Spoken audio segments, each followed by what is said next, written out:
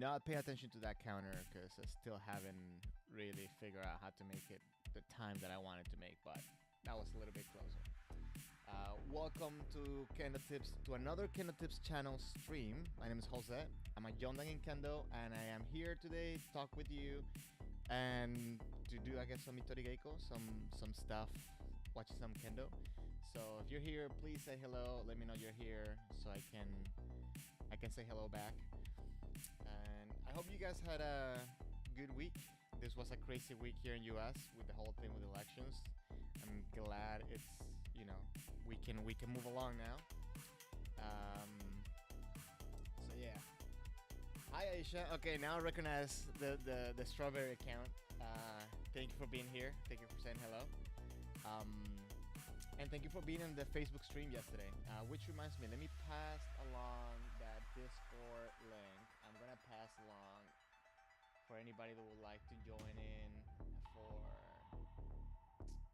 maybe some gaming time. Where do I have it? Where do I have that link? Hold on. Okay, it's right here. And let me just get situated here, pop up the chat so I can see who's talking at the same time while I'm doing all the other stuff. Okay, so I should have put a message with that. Join Discord.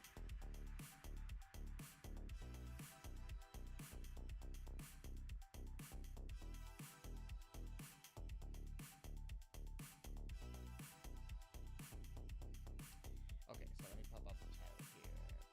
you guys. So this is the plan that I have for today. Hopefully it's a good plan. So I have a video. I've been going through like the archives of videos that I have on my computer or my hard drive, and I found a basics video from Takenouchi. So it's a thing. It's a whole. When a Kenshi wins the All Japan, they make him do this interview videos and technique videos. So this is the one that came out right after he won the All Japan, kind of like breaking down basics. I think there's some really good stuff there to kind of pick and learn from. And then after that, I have a video of that actually Soul from last week sent me for Shiai, for Keiko, for Shiai. And I actually have one of my Shiais, I think 1 or 2 videos of my Shiai. So I had a comment on Reddit a few weeks back saying that I don't have anything showing my Kendo online on YouTube. I think there's a video that he found from a compilation I made from Detroit competition Nippons, I think it was. I'm not sure. I actually can't remember that. But so yeah, I have I think 1 or 2 matches set up. So I would like to share with you just to kind of analyze some of the stuff that I do, kind of talking about my habits, I guess. So hopefully it'll be good. Let me see what you said, Aisha. Yeah, I mean, listen, I never seen, when it comes to an election, I always seen what's it called? The fight between both sides, but I think this time it was a little bit too much from both sides. I think it's just so. I'm glad it's over. Hopefully now we can just whichever way it goes, just things will get better, and at least people treat each other a little bit better. Because I have friends in both sides, and it's just been crazy. It's just been crazy. It's a lot of times, one thing that I understand that I was thinking about that in Kendo, when you allow your personal feelings to get into your keiko, during your practice or your shiai, you end up having really bad Kendo, and not necessarily bad technique and stuff, but just your approach tends up being a little bit different than if you were to have clear mind. So I think with this election, a lot of people kind of were letting their feelings bleed through a little too much. So I don't know. So I'm just glad it's over. We can whichever way it goes, we can just move forward and yeah, figure things out. I feel like a lot of people said a lot of like hurtful things to other people that is kind of like not cool. But anyways, I'm not gonna talk about politics here. This is about kendo and having fun and like good stuff. So I guess I can go ahead and start playing a little bit of that basics video that I have. I kind of wanna what's the word? I kind of want to like break down some of like the things he does. Now, there's one thing I cannot hear what they're saying, the commentaries and stuff like that, so I won't be able to kind of like give you more info, I guess, because the way I have it set up, it doesn't let me hear it.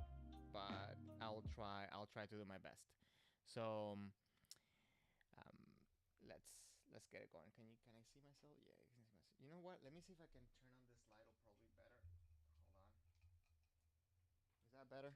That looks better. Yeah, I think that looks a little bit better. Even though it's like shining my face a little bit too hard. Yeah, like yeah, I know what you're saying. Actually, like yeah, like I'm just glad it's over. Like it's done. Hopefully it's done and we're done. Okay, so as I said, like this video, it's from Takenouchi's basics video that came out after he won 握りが強い the と All Japan. しない操作も硬くなりますので、 It's not playing. 卵を握るような感覚で軽く Here 握 I kind of wanted to break down a little bit of his kamae. One of the things I know I made oh, my voice is very low. Let me see. Can you is that better? Thank you for letting me know, Mohammed. Just give me a little feedback. Is this better now? Yes, no.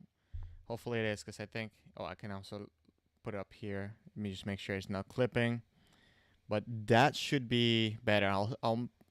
I'll try to make sure that I stay close to the mic as well. Anyways, here in this video, like okay, I wanted to break down a little bit of Takenouchi's kamae. If you notice, I wish I could like actually you could see my mouse so you can see what I'm doing with the mouse.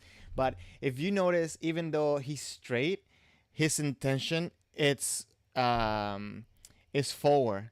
It's kind of like he's kind of almost falling forward. One thing that I always make sure when I'm in kamae is that my right knee it's not bent to the point that it's passing my toes. It's like right on top of my foot, and I think that represents that. And if you see the left leg straight, it's hard to see the under because he has a hakama, right? But you definitely have in there. You definitely have. You should know that when you're in kamae, your left leg shouldn't be locked. It should be. You should have a little bit of a bend.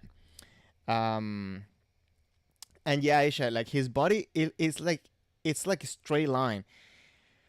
But because he's pushing with the left leg, he has the reason why he's so straight is because he has his lower back and his butt and his hamstrings like all engaged forward. A lot of times when we try to stand straight, we kind of like arch our back, and I think that's like a Western look, kind of like I read a book like I think from Bruce Lee a long time ago, and he said that a lot of times when people said to stand straight, they like puff up their chest, and you want to avoid that puff because you want to make sure that your center of gravity it's low rather than up high. So I think this is a really good. Really good. Actually, you know what? I'm gonna take a screenshot of this and post it on Instagram. But I think this is a really good representation, something visual that you can try to mimic when you're working on your kamae. Let me see. Okay, let's keep going. Let's see. I'm not gonna play the whole video, obviously, because I think the video is a little bit too long, and also because copyright infringement things and stuff. Okay, let me forward a little bit. Hey, no. Okay, I wanted to do the. Let me go to the thing. Okay, so here, I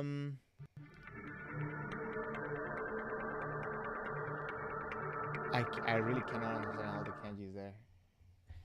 Okay, so this other part, like this here on the kamae, this is a little bit of a higher level explanation that I gotten.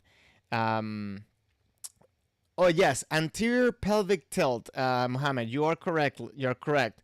Uh, you know what? You just reminded me. I am a certified health coach, so I deal with a lot of like exercise stuff. My field of expertise is in behavioral and the mental side rather than the exercise part. But thank you because you just lit up my head with a bunch of ideas. I have a bunch of diagrams about different lumbar problems and stuff.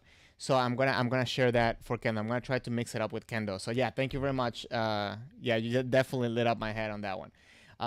Okay, in here in the kamae, if you notice something, a lot of times they tell us to make sure our shinai is in the center, right? And if you notice here, what's happening a little bit, it's that his left hand, it's a little bit away of what you will call the center. If you think that the center line it's like as thin as a thread or as thin as a piece of paper, right? Like if my center line will be like this thin, he will be outside. But the way I was kind of like explained is that my center line should be the width of, okay, I guess it should be here, the width of my fist. So technically he is still in the center, right? Because his hand is kind of like in the center, but a little bit out, and it kind of gives a little bit of an angle. Now, the reason why I said that this is more like an advanced explanation is because I've noticed that with beginners, when they try to replicate this, they kind of go out of the center.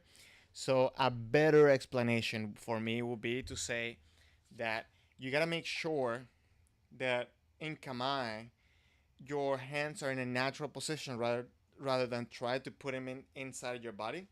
You want to make sure that they are this hand, because a little bit closer, has to be a little bit out of the same line where this one is.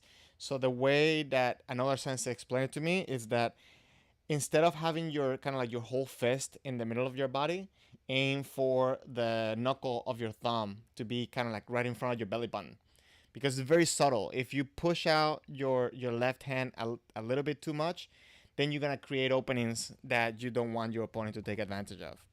I hope that you find that useful. So yeah, here we go. える時には体幹を使っていますが、肩を落とし、お腹を意識。 Okay, this is another point that I wanted to mention. Well, and I wanna I've been making videos about the swing, but this is something that I think is very important to keep in mind. Is that, let me put the camera, I guess, a little bit here so you guys can see me better when I'm. Your hands, when they're above your head, should look the same or should feel the same as when you're in kamae. So instead of, a lot of people, what they do is that when they raise their hands, let me try to go in the other screen real quick. So when they raise their hands, they kind of like stretch one arm and the other one's kind of like bent, so you get this, right? And that's wrong. You should have it the same way as when you're in kamae. Your elbows should kind of like be the same position. When you're training, like I feel that when you're training for like learning the motions and suburi and stuff, you should try to have your arms by the side of your ears. But when you're doing regular suburi and basic waza, it becomes a little bit more fluid. But ideally, you want to make sure that you have your arms in the same position when kamae than when they're up here. Let me see. You guys have some comments here. So you garnered that, Aisha. You garnered that analogy of the eggs. The way it was explained to me back when I was in Venezuela is that you hold an egg with the left arm, but you hold a piece of paper without wrinkling it on the right arm. So I think every sensei and every dojos, they have their own thing. So yeah, Leo, just knuckles or left hand in center? What do you mean? Like, can you elaborate on your question, Leo? Do you mean what I was talking about in the center line? So let me say it all together so it doesn't get out of context. The center line, imagine it to be as wide as your fist, right? So instead of being just one line, like right, like tiny little line, it will be kind of like a whole fist. So going away from what will be the center line, if you imagine it as like a little line, it will be okay. So sorry, I guess I'm being more confusing the more I talk. Okay, so let me break it down like this. The way I was explained is that you want to make sure that your left hand is definitely within the center line, okay? But the center line can be as wide as a fist. So for the kamae, the way I was explained, and I got this explanation from senses here in US and a little bit more detail when I was in Japan, is that if you want to imagine the center line being as thin as a finger, for example, you want to make sure that the knuckle stays within that center line, the knuckle of the left hand within that center line. But if it's as wide as your fist, your hand is definitely going to be in the center line, but it's going to be a little bit on the edge of that center line, on the left edge of that center line. So ideally, let me see if I can explain it like well in kamae, like this. So here would be if I have my hands one in front of the other one. So the way a lot of senses in Japan have their kamae, there's a little bit of a tilt, but it's not that you just pulling the hand out. You're kind of just allowing the arm to come a little bit closer to your body, and naturally the hand kind of goes out a little bit. I'm exaggerating, by the way. Don't make it like this, but it kind of goes out a little bit just by bringing the hand a little bit closer. So here is where it was before, and here it's where I'm having my kamae. So I'm still having the center, but what happens is that my right arm, my right hand, is right here in the center, and my left hand, it's a little bit out. Just it's like ever so slightly, just to make sure that you bring it closer to your body. Because if you bring the hands closer to your body like this, you get very limited, right? So here is just to make sure that you have a natural position in your arms and bring it closer. So the reason why normally I don't explain it like that on videos, like to make sure that your left arm, or a lot of senseis don't explain it, that there's a little bit of tilt, is because a lot of beginners and a lot of people that haven't had that experience cannot overshoot it and end up making a tilt on their shinai. You want to make sure the shinai is still straight, but your arms should feel in a natural position and should be as close to your body as they can without limiting your motion. Does that make sense? Let me see. Okay, you said I see, so I'm guessing that made sense. Hopefully. But yeah, ideally what you want to do is you want to make sure that you have the most mobility you can, and also keeping the shinai as close to your body as possible, because then that way whenever you throw your shinai forward, you're gonna have, remember, the hands are faster than the body.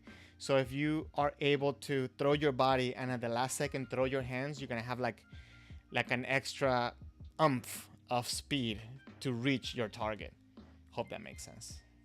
Yeah, and that's what you want. You want to, a lot of senseis when you go to Japan, you're gonna see that they can be like 70, 80 years old, but they will catch you on timing all day. And it's because maybe their body's moving slowly, but they know how to add that little bit of extra speed to the shinai, especially towards the end of the motion. So he definitely catches you by surprise. If you see the All Japan players and kenshis, like professional kenshis in Japan, they do that. They move the shinai so fast, and a lot of it is not necessarily because their muscles are overdeveloped or whatever. It really is technique. So that's one of the things that you want to make sure that you have the ability to throw your shinai as fast as you can, and understanding the hands are going to add speed to the shinai. I don't know. I hope that makes sense. So yeah, and Aisha, it does become a thing for control. You want to make sure that you keep the shinai and you have. Actually, Andy Fisher has a video or had a. Yeah, I think I seen a. It was a breakdown of a nippon he did a long time ago, and you see his body throw his foot so far, but his hands still kind of like within his body. A lot of times people want to, the first thing they do is throw their hands first instead of their body. When you see the video of my fight, I probably done it. I probably did it like 20 times in that video. So we'll break down my mistakes on that one. Let me see what you said. Cause my closer to the body, just a little. Yeah. So like even having the hands just a little bit closer to your body, it will allow you to throw and put more power into the sword. So yeah, you're right. Okay, we're here. Okay. So now, this is one of the most controversial things that I have, had the experience with. It's the way to bring down the shinai. Some senses say to throw the shinai forward. Some senses says to do a little bit of a lever action on the shinai. I think further research is needed for me to give you like one explanation, but I'm going to say this. The different explanations is not, I'm not saying that I heard it here in US and I heard something different in Japan. No. Even while being in Japan, from different regions, they have had a little bit of a different explanation. The one that I like the most, and I guess because I spent most times, was in Osaka, and the one that I got the most, like the one that I had the most experience with is that you want to like pull the shinai and get this type of motion, right? Especially towards the end of the swing. I know Takenouchi later was in, I forgot where Takenouchi is from, but I know that he later on went to Keisho in Tokyo. So I know in Tokyo a lot of the explanations to throw your sword forward more than doing that lever. And I'm being very brief about it. I think I can give a better explanation if I were to just sit down and just think about it and talk specifically about that. But notice, I hope I can. Okay, rewind it just a little bit. Notice it's a little bit at the end of that pull, but you do have to make sure that your arms are stretched at the end. So, Aisha, you're saying to imagine to drawing a half circle when bringing the sword up. You mean with the tip? Like what part? What specifically? Like, give me a little bit more info on that. So I really like that they did this video where he breaks down his swing. I really like it a lot. So here he's leading. Oh my god. Okay, hold on, because my lights go off every so often here, and I'm so sorry. I forget. Okay. So, okay, look at, I really like that they do this breakdown here. Okay. And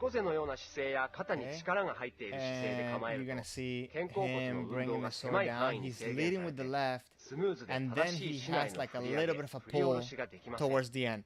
That's the way I like to see it. I like to do it. I like to imagine it. You definitely want to throw the shinai forward,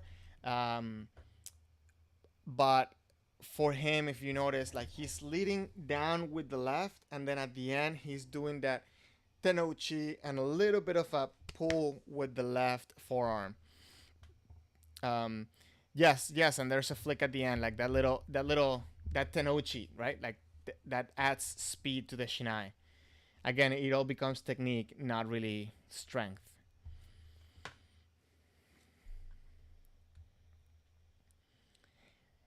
And I highly recommend everyone to take the time to practice all these motions very slow, just as slow as you just seen it. You've seen like this world level competitor breaking it down, doing it slow. I know we all want to do it fast, but doing it this slow makes such a big difference. Now it's gonna be Ashtavaki. I know that kanji. 相手に隙を与えないまま攻めていくにはいつでも動き出せる準備が必要です。では、動きやすい足構えとはど Okay, の so ようなもの here でしょうか。 he broke down a little bit of the 基本 bottom 的 end, に but は okay, 足の I 左 guess 右 he's の gonna 幅 he's は gonna go 拳 back 一つ分程 at 度 the で end. す。 We're gonna do Ashtavaki. 通常の場合 So は right now, 右足が前に出ますが、右足のかかとの線に again, 沿 I って cannot 左 hear 足の what つ they're ま saying, 先 so を I 置くよう couldn't に I しま couldn't す。 really tell you specifically 左 what, 足の what か they're かと talking はわ about. ずかに上げておきます。曲げすぎず、伸ばしすぎず、動きやすい足を研究してみましょう。 Okay, 右足は this 伸ばしすぎ is て interesting. つっかえ棒のようにな I らない like ように注意が必要です。 what he's doing. So he's trying I guess to represent the forward momentum on landing on kamae, that you should feel like you're going forward. But I'm not gonna I'm not gonna. Okay, now it's Ashtavaki. I'm not gonna talk too much about it because I couldn't hear, so I couldn't really tell you specifically. 実践の場面ではいつ打突の好機が巡ってくるか分かりません。 I want you to understand something. For Ashtavaki, there is different types of Ashtavaki, and there's different times to use this different type of Ashtavaki. So the 常 Ashtavaki に構えたままスム before ーズに足を動かせるようにしましょう。 before a technique and after a technique is definitely different. 腰の位置が床と平行に移動することがポイントです。前に動くときには左足でしっか Notice how り he 床を押し doesn't lift the 右 toes. 足を滑らせるように前に出し He's not 素 doing 早く really long 左足を引 steps, きつけるようにしましょう。 and he's making sure that he pulls the left leg. 後ろに動く What とき he は pushes 逆 with the に left 右 leg at 足 the でしっ last かり moment. 床を押し Let me just bring it down for a second. Let me bring it back for a second. He's pushing with the left leg right at the end to make the left leg also move forward, right? Give a little bit of extra speed to the body, but also bring the left leg forward. So let's watch it one more time. He pushes, and then towards the end, there's like a little bit of extra push. So here, you see he pushes, he's maintaining pressure forward, then there he pushes. Again. Okay, it's very subtle. There's a little push, and that's fumikiri. Okay, now he's gonna do the same thing back. I realize that to understand fumikiri, I think it's easier to do it backwards, because you see there's a little bit of a push there in order to bring backwards. So that helps the body, I guess the mind, to understand how that motion is. 体が安定しますので試してみてください。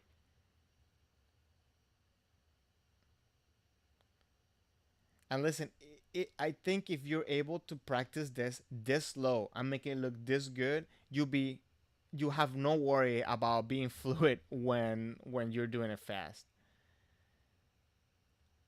So practice. I guess it's the best I can say. 左右に移動するときも前後に Very 動くと important き to と同じ practice ように left and right. 動きたい方向の足を滑らせるように横に動かし、もう片方の足を素早く引きつけます。床と腰が水平に移動するように心がけましょう。動くときには体の軸が左右にぶれないように背筋を And ピ again, ン I と伸 think ばしておきま fumikiri しょ is う。 it's easier to 左手を体の中心から外さないように意識するといいでしょう。 when you're also like moving from one side to the other one. Remember, fumikomi pulls you and fumikiri pushes you. Okay, so this Taisabaki, I think I can skip over a lot of this stuff. 近い間合いからの打突に用います。 I couldn't remember where I got this video from, so I wish I could, pass 素早 it く on. 左足を So 引 you きつけ can. ます。 I'm pretty sure if you look こ it の up on 時、 YouTube, you're gonna 右 find 足の it. つま先の方向と体の方向が一致しています。 So yeah. ですので、体が斜めに動いているはずです。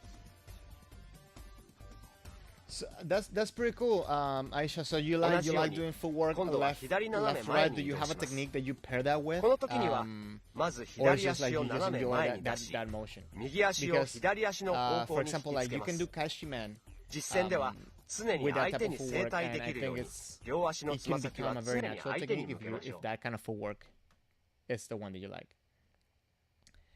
Okay, so this is the part that I kind of wanted to kind of get to, right? Because this is actually う右足 I've の been つま doing 先の I've been 方 doing 向 like と private 体の方 sessions 向が一致 with しています the Venezuelan team, the 体が斜め Venezuelan に動いてい Federation, るはずで and す this is one of the things that I was talking about yesterday when it comes to the footwork and to understand, like, to be a 同じよ little う bit に fluid 今度は左斜め前に移動 when しま going す forward. この時には And let's see. まず左足を Oh, wait, 斜め I 前に出し rewind a little bit too 右 much. Let's go here. 右 Okay. Things here. Yes. So one thing that I'm going to say, notice how he starts, because this is a big mistake when it comes to beginners, is that, let me see, can I go like this? Okay. Notice how he starts with the left foot anchor. He doesn't move the left foot first. And the steps are very short as he transitions, right? It's not about just doing long steps. They're very quick little steps, and there's no tension. The shinai goes forward, there's no tension. You can practice this in a very small space. Notice if Fumikomi is not really strong to the point where, like, it's 踏 hurtful み to 込み him 足 down, は but it's 素 kind 早 of く more to pull 前に him 出て forward. しっかり打つための足 And I さば guess this is going to be a great example for that. Let me see. Look how he pulls himself forward with the right foot when he makes contact. Forward. See, and it's one of the things that I feel a lot of people kind of make the mistake is that they try to push down and get that stomp on the floor rather than pull them forward. And I think it's a whole different muscle engagement. It's just a little bit different. So yeah, Leo, I need to practice a lot more, especially after all this. But thankfully, I'm staying somewhat active with it. I need to make up for it though. Definitely need to make up for it for quarantine time or whatever.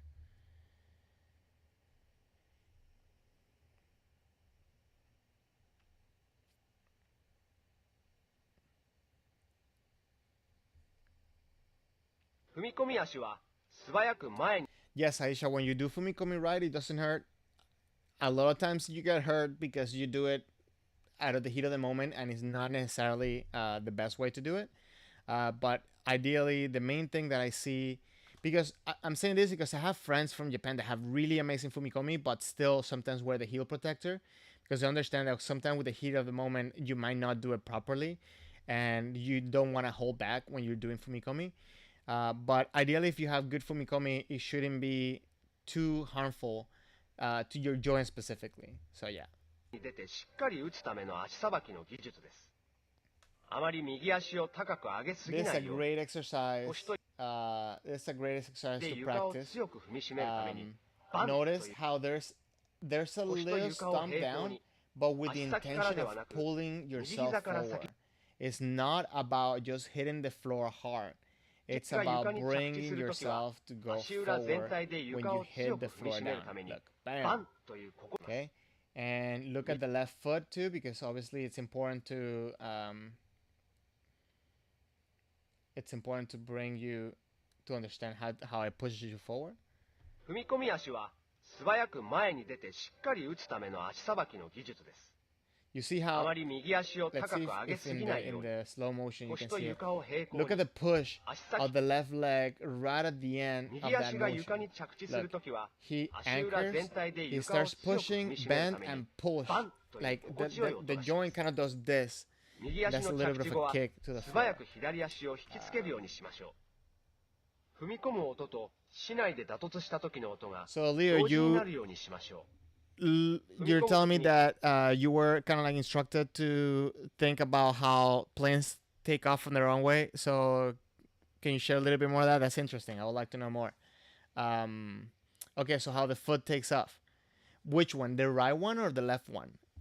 So because I can understand it from the right one, it kind of like whoop, and then it goes fast, right? Um, so it's 100. What do you mean? What do you mean it's 100% toes? So you mean that you're pushing out with the toes? I personally don't push out with the toes because I feel like I don't have strength in my toes.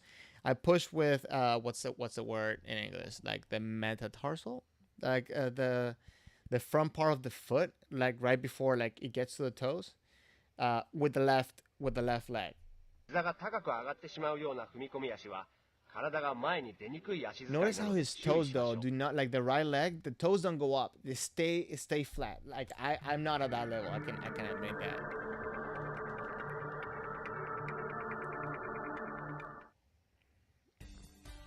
上下振りの素振りは体を大きく使い、正しい刃筋と手の内で竹刀を上下に振ることを覚えることが目的 Okay, です。 obviously I can't hear what the reason why they're explaining this exercise, but I'm going to say something about this. Do you want to? Okay, I guess I'm gonna say it like a commercial. Do you want to feel your left hand working? Well, just do this easy step. Okay, so if you have your shinai in both your hands like this, and you have like you put your hands together, you're going to feel more when you're using the left hand. So one thing that I've done for a lot of beginners is to uh, take the time to be with the sword, with the hands together, and bring the sword all the way up and all the way down. And you can feel literally how the left, if you do it correctly, if you're not allowed your right hand to put force, the left hand is gonna work harder to go up and to go down, to go up and to go down. So to go up and to go down, you're gonna feel it way more when you have your hands together. And that's another reason why you see a lot of times people kind of do shorter tsukegawa, is because you have a different type of control. When you have your hands closer, you need less motion on your hands to move the tip. So let me just say it this way. So the tip moves more with less motion of your hand here than if you go over here. So that's one of the reasons why I like to just break down that motion just for people to understand the use of the left hand. So I don't know. Try it. Let me know what you think. Let me see, Aisha, what you said. When you do fumikome, you don't do it with the back. Okay. But language stories, don't worry about it.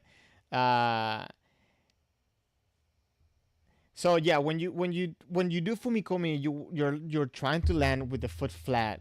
So that's why I point out how the way he does it, he doesn't raise his toes before landing, and which I think is a mistake that a lot of us have.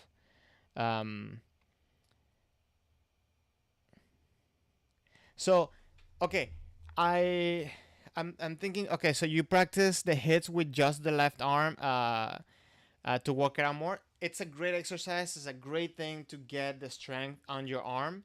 If you have an injury, obviously you want to stay away from that, especially if it's wrist or shoulder injuries. You want to make sure that you take a little bit more care. But when you put the hands together, it's not necessarily for a workout when it comes to strength. It's a workout, it's a mental workout because you're going to feel more of the connection of the work, of the proper work that the left hand is going to do when the right hand is working. Because remember, you lift the sword with one hand differently than if you have two hands, right? So I guess to understand the left hand, it's a little bit sorry, I got distracted. Yes, the comments are delayed. I don't know why it takes forever for YouTube to process the comments that you send. I think I see them.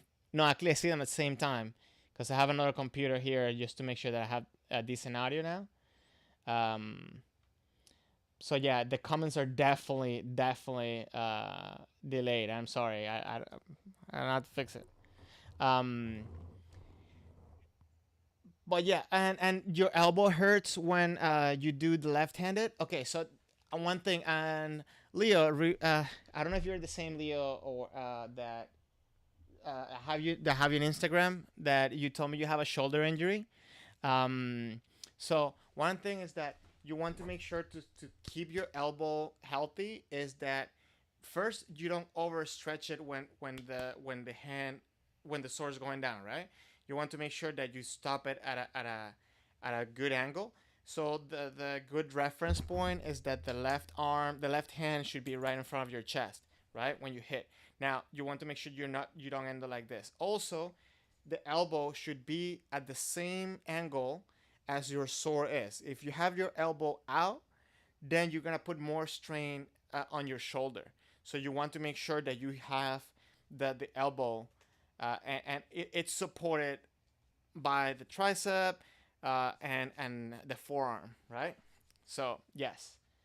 Okay. So yeah. Okay. So I don't know if your injury is on the left shoulder or the right shoulder, um, but one thing is that you want to make sure that your elbows are within the angle of the sore rather than the outside. Because you put the outside, then the strain goes into not the shoulder muscle, but the shoulder joint, which, ouch. Yeah, I actually had really bad experiences uh, pulling the elbow out. Actually, one time happened to me that in order to avoid clashing directly with someone, I pull my elbow out, and she was like really short, so she came under and like hit me like right under here, and I felt like almost she could have like dislocated my shoulder just because we were coming with so much force. Um, Nothing happened though, thankfully. But you know what I'm saying, like keep your elbows in. Well, don't take it out of context. Don't put them all two in, but make sure that the angle is the same angle as the sword. I guess that will be. Um,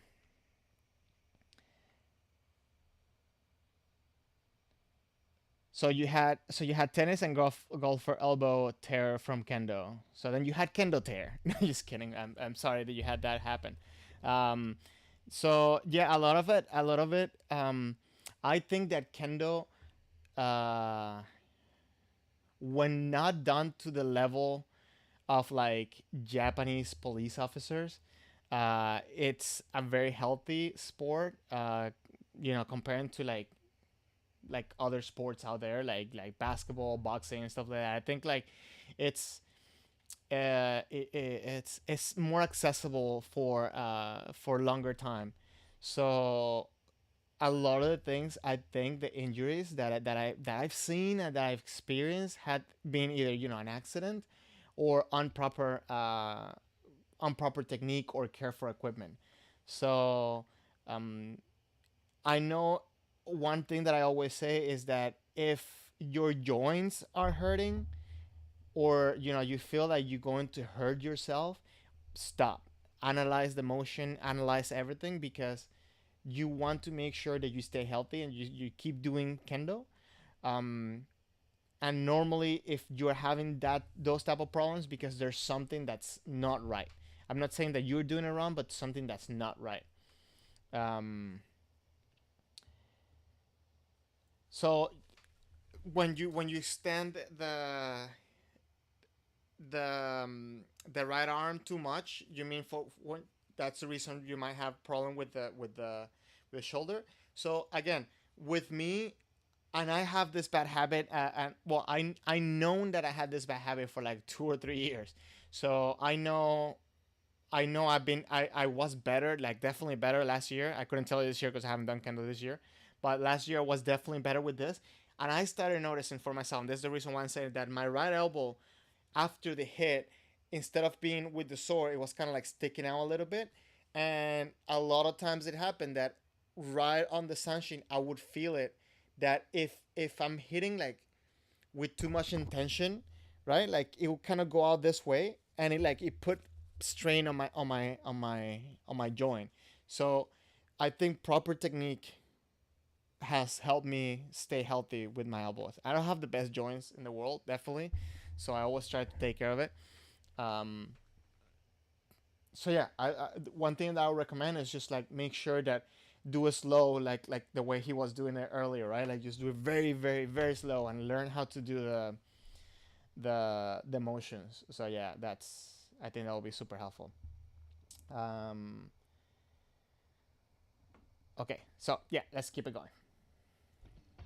中段の構えから息を吸いながら右足を前に出すと同時にまっすぐに竹刀を振 Just り上 look げ at ま how す。 he does the motion 息 when を he 吐 comes きながら down, right? 剣 Like, 線を膝下まで振り下ろしま look, す。 the elbows come in 左足を towards す the ぐに引きつ inside, けるようにし and ま they す。 follow the same angle of the sword.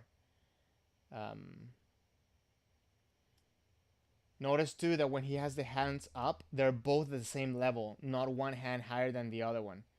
And he's definitely doing that circle with the hands. It's definitely going out like here instead of right. He's bringing both hands out like this.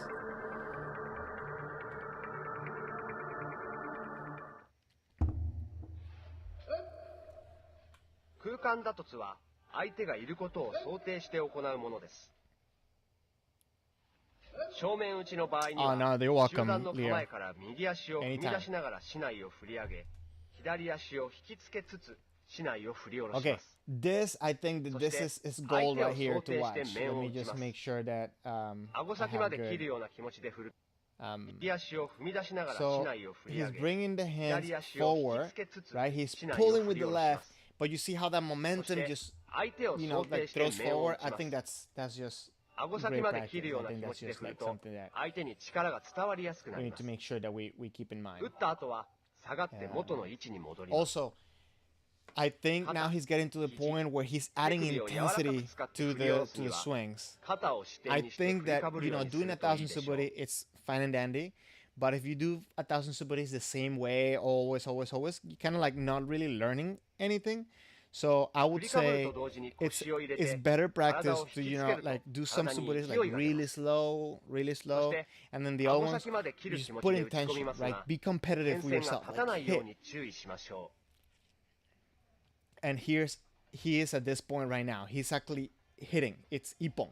Right now he's going for ippon suburi.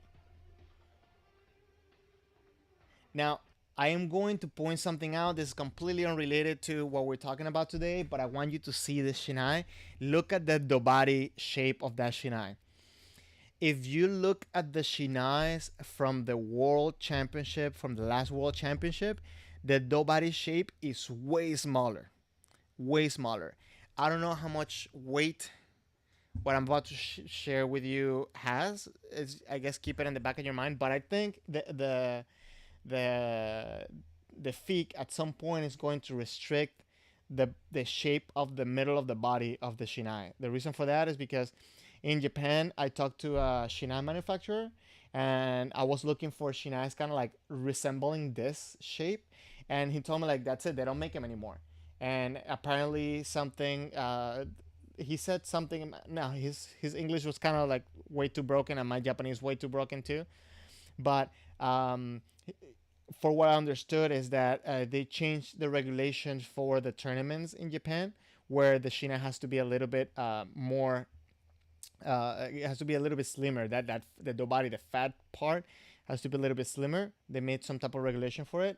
That later on they were going to implement it for like I think high school tournaments or something like that. And so that's why I think. And if you look at the shinais from the World Championship, their shinais are definitely a little bit different. I would like to see if anybody like. I would like to see like the difference of progression of shinai like throughout the the ages of World Championship. I might like start looking at videos that way. I don't know. Fun fact, I guess. Now the Koreans have shinais like that. I actually bought one of those. Maybe I'll do a video about that. 左右面の場合に Okay, は this 手の is 返し another を意識 point し that I て kind of wanted to 正しい刃筋で相手の左右面を mention. 打ち And ますが、 normally 正面 the 打ちの時 Sajumen, と同じように the 相手 Yokomen を想定し towards て the 打ちま left しょう。 side tends to be a little bit more problematic for people because a lot of times they try to do this type of motion, and this also transfers to the do, right? A lot of times they try to do more of this motion, but notice that you want to stay in the center. You want to have the same 左面を打った swing ら as you were doing 次は then, 右面です。 but you want to now use your 同じように right 頭上 hand で手を to 返 move a し little て bit to the left. 相手の You want 右 to 面に avoid 打ち this 込むように crossing. 竹刀を左上から斜めに振り下ろします。左右に振るときには軸となる左拳が中心から外れないようにしましょう。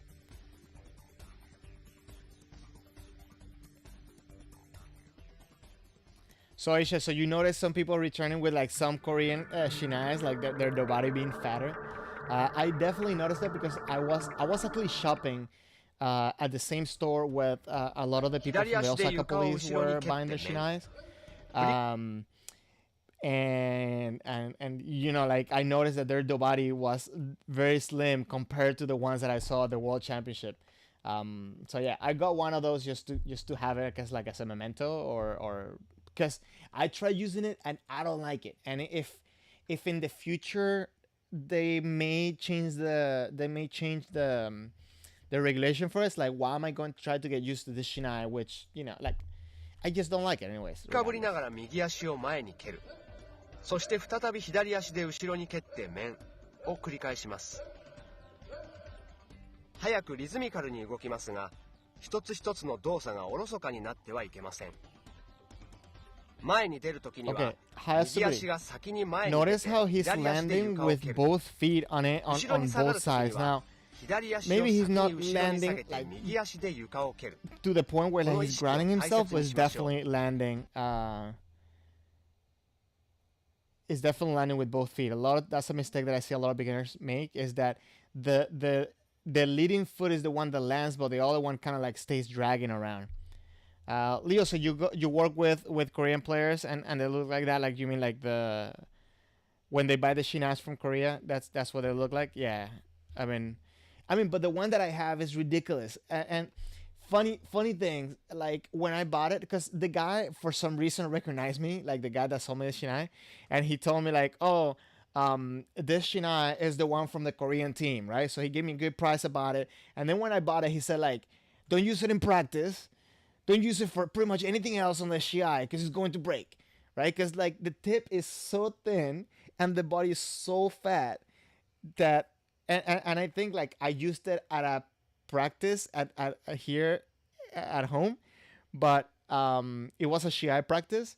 So I did shinai and I think it kind of splintered. So it's like I used it once or twice and I was like, okay, I'm gonna keep it there for demonstration purpose, but I don't like it.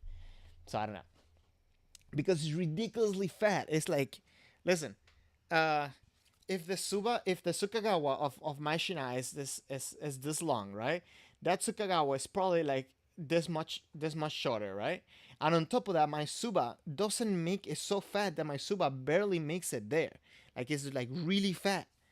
So I don't know. Like those were like the Korean team 17 World Kendo Championship shinai. So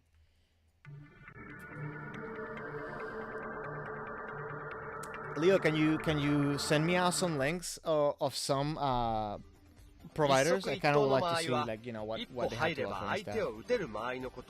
And maybe a lot of people would like to see it.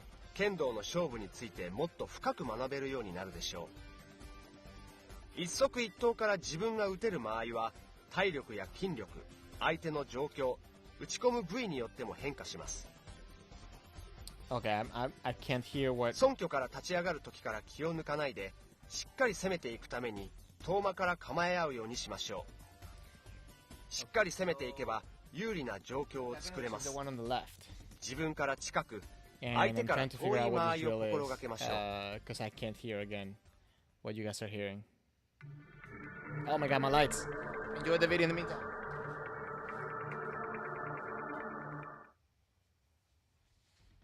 技を出すためには正中線と呼ばれる自分と相手の中心を結ぶラインに竹刀があるかどうかがポイントになります。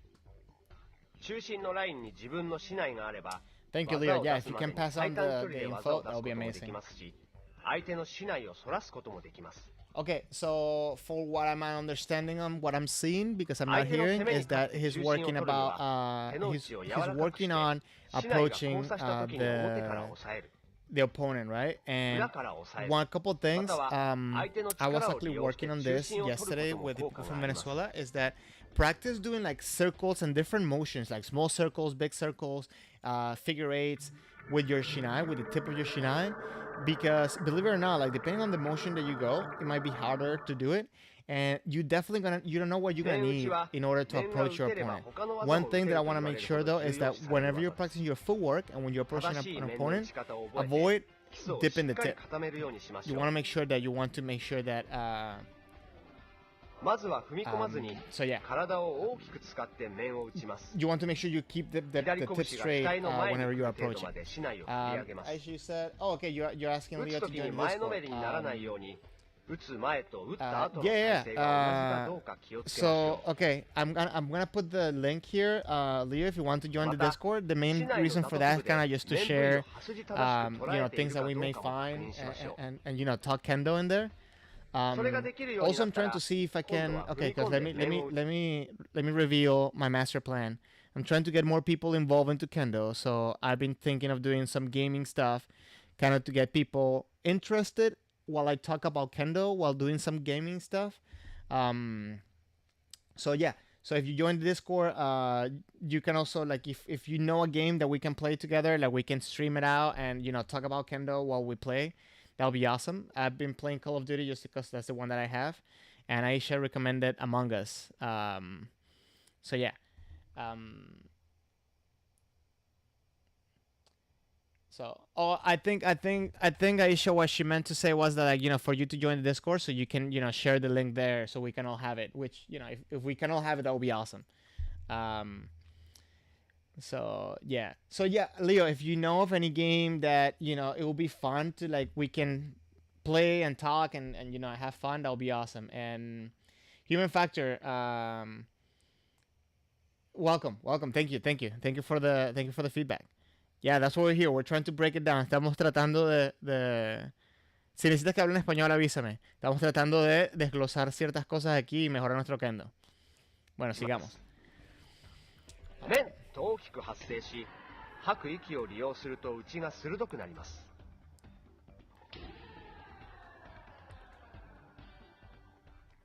Okay, I'm watching these videos and I'm kind of like, I want to go back to the dojo like now. So kote, now they're gonna do kote. So Leo, my problem is that I have a Mac, so Mac compatible or console. Yeah, I would prefer to be cross-platform, so that way if we can have people join, but I'm open as long as I can play it. I guess I'm open to whatever. コテは4つの打突部位の中で一番手前に見える部位です。腕だけを伸ばしても届きそうですが、手先だけを使った技は体勢が崩れて一本になりません。Okay, I want to say this about kote. Please take care of your partner. Because kote, if stroked improperly, can hurt a lot. And I've known way too many beginners that quit kendo because some person decided to hit the kote the hardest they could. You don't have to hit the hardest. You don't have to hit the hardest in order to make it good. Okay. You can still have intensity, you can still have speed, you can still have impact without making it hurt. And the secret for that is to make sure that you're not cutting down. You're cutting away from your body, forward. Look how he, I guess I'm getting a little bit heated because, again, I know how, how it can be for people to get hit. But his hands are completely away from the body. You see a lot of the times, a lot of people hit the kote kind of closer to their body, and what that does is you're hitting down and it really hurts. So I don't say, Aisha, I understand what you're saying, because I don't say I do kendo, I say I'm a kendo addict. And I worked in the addiction recovery field, so I can attest, it is an addiction. 手先だけを使った技は体勢が崩れて一本になりません。体全体を使ってしっかり打つようにしましょう。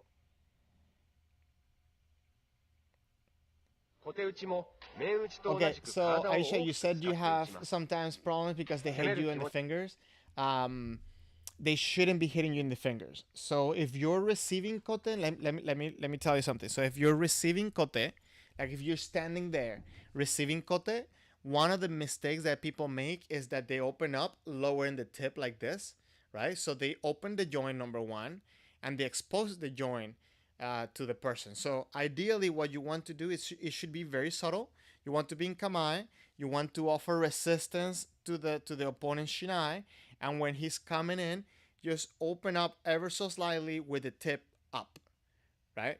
Rather than bringing the tip down like this. It's tip up, out of the way, right? Open up, and they should be able to hit you right here, right? Instead of here or here. It should be right here. And it's their job to come this way here, because if they come to the side like this, now they're the ones messing up, and I don't know how to fix you with that. I don't know how to help you with that. But yeah, please be careful with kote. You want to keep people in kendo, not away from kendo. You see, like his cut is with intensity, but it's not cutting down. You see, he's barely moving the hands of the opponent. How do you practice the sanshin for kote in your dojo? Do you go through from the right, from the left? Do you do tayatari? Because I know there's different ways to do it, but how is it practiced in your dojo? Look how extended from his body his hands are. That's how you get that speed to go forward. Okay, so Hikiwas, I think? No, Do. Again, another good example of extending your hands away from your body. You don't want to keep your bodies close, your hands close, because you're going to get that extra speed by throwing the hands away from your body. Bam. Intensity, speed, and hitting the right target. Notice that, okay, if this was a regular size shinai, you're looking to hit with this part of the shinai rather than the tip. 斜め45度の角度で振り下ろして相手の右胴を打ちます。左胴の場合も同じです。打つときに体が曲がっていないかどうか、刃筋が立っているかどうかチェックしましょ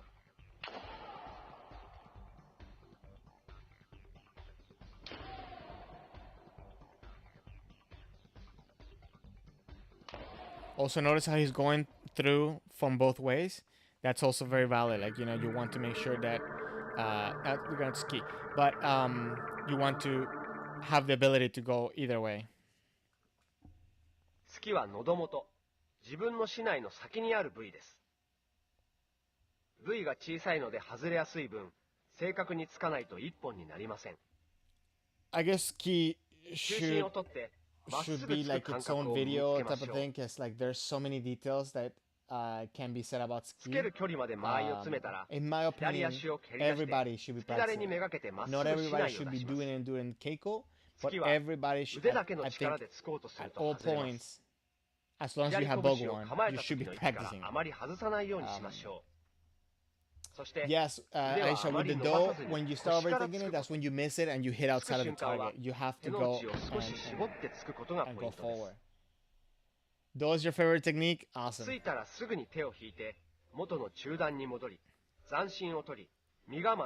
think, yeah, ski, it's, like, for me, ski, it's just cool. It's just, when you actually get it, it's so satisfying, I think.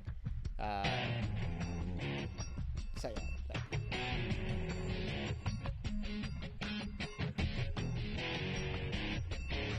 Okay, let me just forward a little bit of this.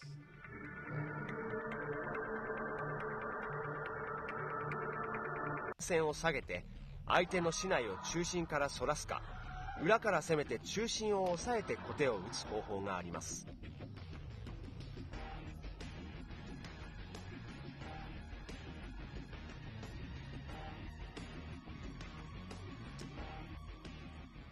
そこを打突しましょう。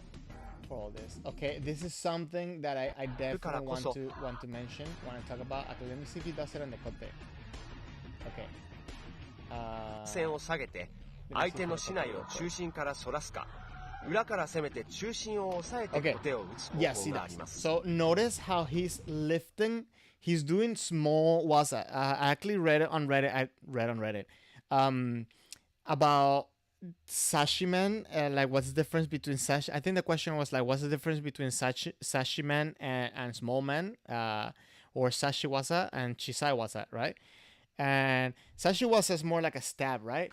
And a lot of times that won't get you an ippon. And here he's doing more of a cut. So he's definitely lifting the tip to bring it down to cut.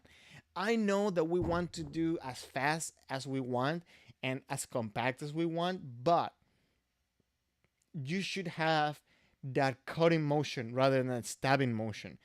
And I don't think you should be afraid of lifting up the sword all the way up, like, vertical, in order to get a good cut. And you definitely see it at world level competitions, right? It's not something that they shy away from, because when you do that, you also have another benefit. That is, where's my little shinai? Okay. So when you lift up the shinai all the way up, or I mean, like when you lift up the shinai more, if that person's coming in with the shinai out straight, when you're coming down, you have the ability to move the shinai out of the way as you strike. So I don't think you should shy away from getting a good lift, but you should definitely shy away from pulling with your right hand. So if you see his arm doesn't pull, instead it goes forward. Look.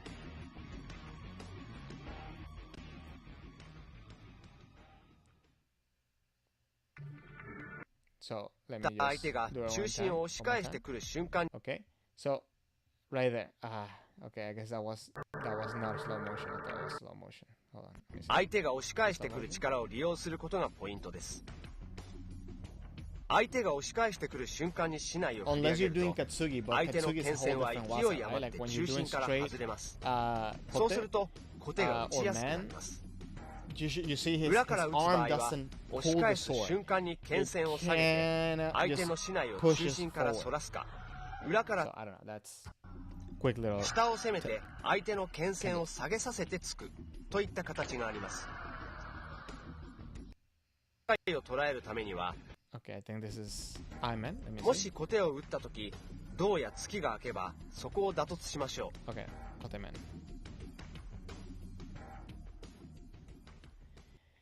Aisha, you mean if you have the option for other hits when you lift the tip? You do.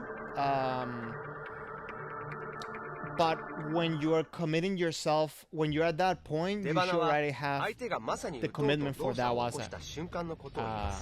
I don't know if that makes sense.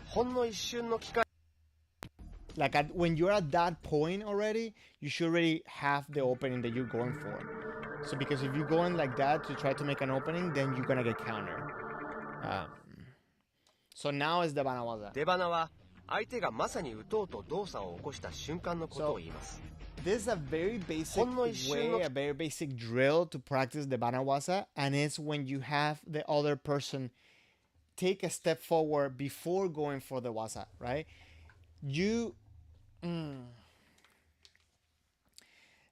That's the very basic breakdown. But when you're going to do the Debana waza, you should be the one going in first. So again, this is a drill. It's different. A drill is different than application. So when the person is coming forward like that, it's kind of helping the person be ready to go forward, right? In actual application, you should be putting pressure, and when you have your opponent make the decision of going forward, look, right now they're far away, they're in Toma. But you see, before he takes that second step, Takenouchi's already motion forward. Motion forward, boom, before he takes a step. So I think that little point gets misinterpreted a lot when you're teaching the Debana waza to beginners. Hold on, let me make sure that my lights don't go off. Lights. Okay. That should be enough for the sensor. That should be enough for the sensor to not turn off. But when you're doing the Debana waza, I think that's the thing that beginners kind of what's it called, miscalculate, is that they're trying to get the man before the opponent gets the man, but not before they move forward. So here he is moving forward before the opponent is taking that step. He already made the decision to go forward. He's already committing to go forward, but he hasn't really taken the step. 分の機会を I 捉え think る that's た the めには best point い to つで take も the 打てる Debana 状 waza. 態を作っておくこと、相手を引き出すことといった点が Step ポイント forward, になり bam, ます。 and he, like, you know, it's a great drill. い It's つ a でも打 great て way る to 状態で practice. いるためには足構え He が breaks 大 it 切 down です。 for the opponent. You see, 左足のた before めを he 意識 takes, しましょ like, う。 this one's a little bit different. So he's taking the man 相手を before 引き出すに he は even tries to go 相 for 手 the が man 勝負に as 出 he's たがって stepping いる forward の for かどう some, かよく観察しましょう。誘うという手もありま which す。 is another drill, 剣 another 線 way の of 強さを practicing 少し緩め for てみるな whenever, ど you know, like 緩急 real をつける life のもいいかもしれません。 competition moments.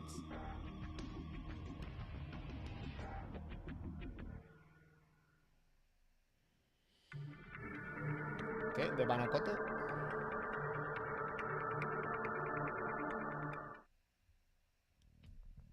出花コテは相手が面に変化する前の So here 面 they're を打とう practicing と a しない little を bit 振り上げよ more, うとした瞬間を捉える more 技です。 realistic, I'm going to say. 相手が出てくるのを待って打とうとする人がいます。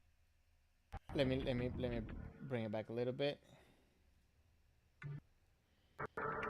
And I say more realistic because they're in a position where they're already kind of like 出 one 花コ step, テは right? 相手が面に変化す In る前 this, の the 面を打と person うと doing し the ないを kote 振り上げよう should と put し in た the 瞬 pressure, 間を making 捉え the る技 person です。 come in for men, like getting them 相手が出て make く the るのを decision 待って打 to とうとする人がいますが、 go 出 for 花 men. の機会は And you 本 want 当 to に get 一 that 瞬ですの kote で、待っていては before タ they イミングを stretch the 逃して hands しまうで away しょ from う。 their body. Because if they stretch it, they're gonna 一 have 本 the を決める hands. ために You は see how he's 少し hitting でも前に出て almost like せ when め he's て in コテを Kamai. 捉えるようにしましょう。 He's hitting that kote.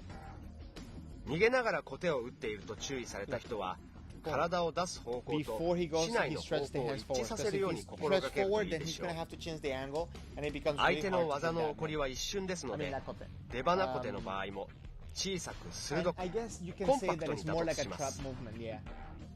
大きく You 一 see 歩 that 入る one, と詰まっ he て hit し him まう when の he で was 注意し out, ましょう。 and he made it that much more difficult. I'm not saying that you shouldn't do it there, but I'm saying you want to try to avoid getting to that point, because at that point it kind of becomes a little bit too close to get hit. Um,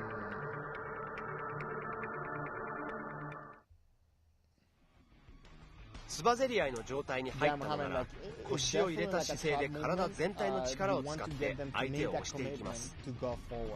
引き技も構え合った時と同じように Okay, 中心を取る Hikiwasa, ことを意識しましょう。 it's definitely そうして優位に立つと打突の好機が巡って it's きます。 definitely one of my things that 相手を押して I 崩す dedicate a lot of time for 押 practice. した相手が押し返 And す this 動 is きを利用する where a lot of people make 体を the さばいて mistake. 打つ They といっ try た to 方法 use があります。で Hikiwasa 崩す or Subaseriai. I'm gonna say Subaseriai.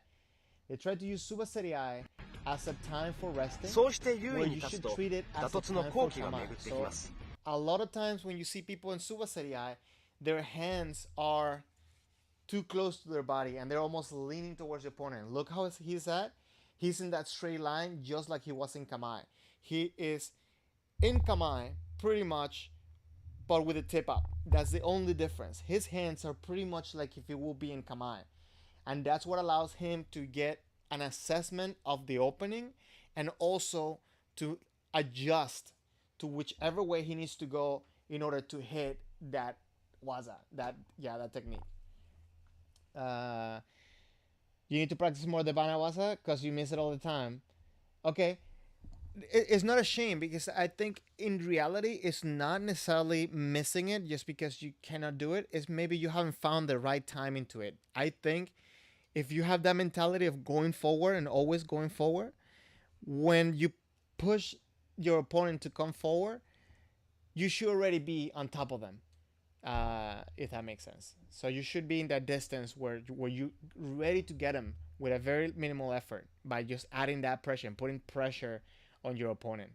That will help a lot. Okay. So Hikiwasa here. 相手を押して Again, 崩す you should be in Kamai. Now, let me tell you what's happening here. He does that push there just to gauge that opening and trying to figure out that opening. 押した相手 Right? が But he's not pushing with the body. Okay? I actually have a friend that he is amazing at Hikiwasa. And he doesn't even push with the right hand. He pushes with the left hand.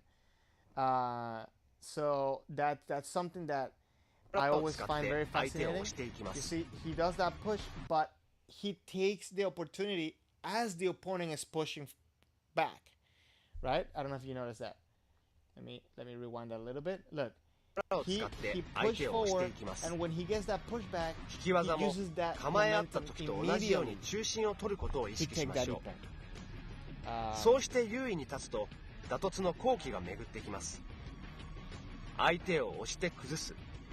押した相手が押し返す動きを利用する。体をさばいて打つといった方法があります。And those elbows, make sure you keep those elbows 打つときは手の内を効かせるように rather than 心がけ outside, ましょう。 just like he's doing. And 打 move った後は fluidly, move 油 fluidly 断せ back. ずに That's, すぐに I 下がっ couldn't て tell how 間合 many いを times 切っ I て got 斬 screen 新を back 取 there, り Moto. 次の打突 Make に sure 備えま to しょ go back fluidly. It's not bang, you go back. Let me see. I got some comments here. So some of your dojo mates, Aisha, they just like sleep there. You mean like when when you're trying to do the banawasa, and they kind of just like they just stand there. I can understand that. I know a few people like that. And human factor. Okay, man, have a good night. You can come back and watch the stream anytime. Let me know if you have any suggestions, and thank you for stopping by. And man, have a good night. I understand it's late, so have a good night, and let me know if you need anything from me. Right? Yeah, definitely have a good night.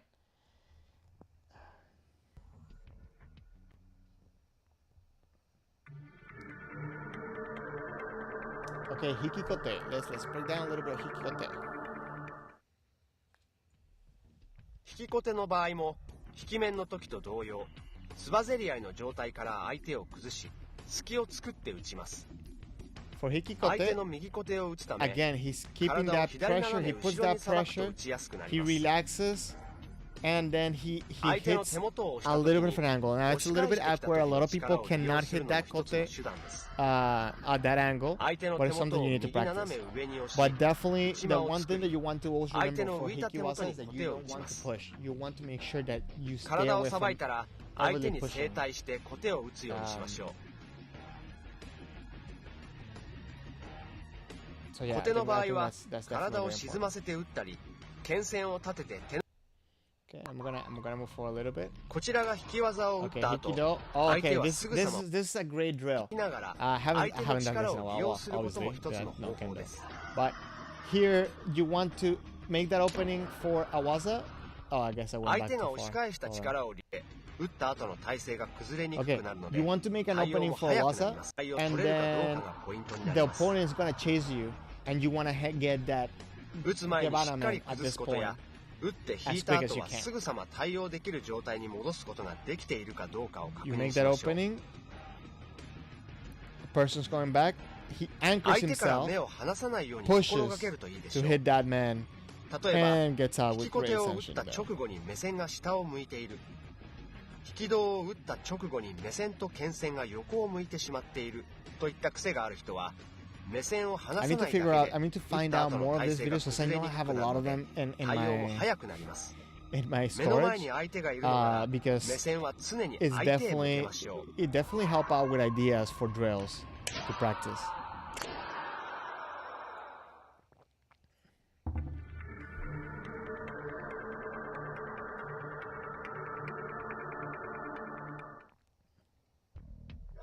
Okay, 面に Okay, 対 so して this の is 応じ技 waza は against men, 返す。 right? So hold on, let me see. Waisha, you said that you do it kind of slow. So which part you do kind of slow, the hit or the follow through? I'm guessing you're talking about hikiwasa, right? Like, did you do like a slow hit or you do slow footwork on the way back? 振り上げる、抜く、打ち落とすといったしない操作で相手の So 打つ方 with 向、進む方向を変え、その変化 I に応じて forget 技を出していきます。 the name of this drill, like, but like I think it's called men nikai 面 shiwasa. すり上げ面 So の場合は、相手の面に対して what you 半 want 円 to を make sure 描 is き you ながら always す put り上げて pressure 中心を whenever 奪い you are deflecting 面を or 打ちま whenever す。 you're doing anything against your opponent. You want to make sure you always keep that pressure forward, and stay calm, but don't 面 fall 返 asleep. し Don't 道 stay の場合 way too は relaxed where you're 相 not 手 gonna の面 react. を裏し See, のぎ he's で moving 返しつつ forward as soon 相 as 手 the の person 左 is 斜 coming め in. 前に体をさばき Look, 相手の even 右胴を even 打ちま even す。 before he He's trying to gauge the moment where he makes a decision to hit, so that's when he's going to hit. 後ろあるいは右斜め前に体をさばきながら This is a nice 相手に men's 空 Suriaga を打 man. たせすぐさま面に転じます He kind of makes the distance a little bit by going back. いずれの技の場合も man.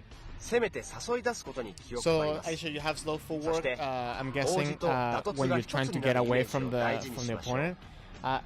Practice. I mean, like practice it outside of the dojo. That's the best thing I can tell you. I think I can make a whole different video about all this waza against things to do against waza. So I think I'm gonna switch up the videos for now. I'm gonna go to some of the other videos that I have planned for today. So I'm gonna open this one up and close this one up. So let me see. Where's this one? Okay, here, right here. Okay, so this is one of my matches, and I guess I wanted to just take a second just to show my kendo, because people's been asking me to show my kendo, and also to kind of break down now that after we've seen so many of the basics, like we talked about footwork, we talked about waza and stuff, kind of make sure that I can break it down to some of the things that I'm doing.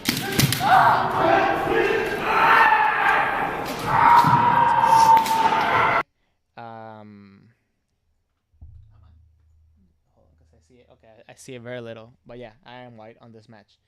So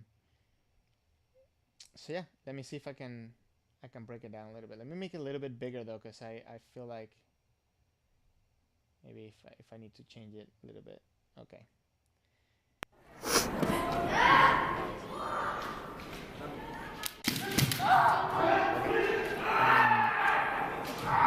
One thing that I'm always thinking about when I'm in Shiai, I'm always thinking about going forward, trying to not allow the opponent to like push me back. I always try to look out for that distance where I can fight rather than make it messy with the and I'm always trying to communicate with the opponent, trying to read the motions with my shinai.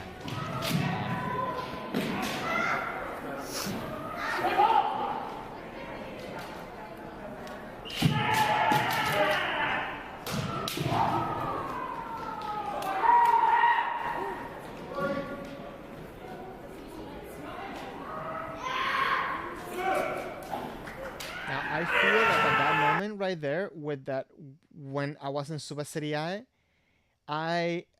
okay, that step to the right that I just did in Suba Seriai, I think it's prone for an opening right there. I think that if he would have been a little bit more comfortable with Hikiwaza, he would have been able to make an opening to get my Yokomen. Right there, but obviously I kind of moved quick and tried to be in a defendable position.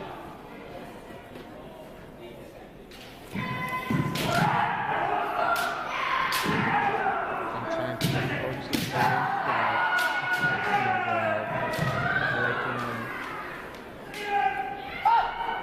or like without getting hit, obviously. Again, that motion, I feel like I need to be sharper. And this is like 3 years ago, so I know I'm definitely more like improvement when it comes to this.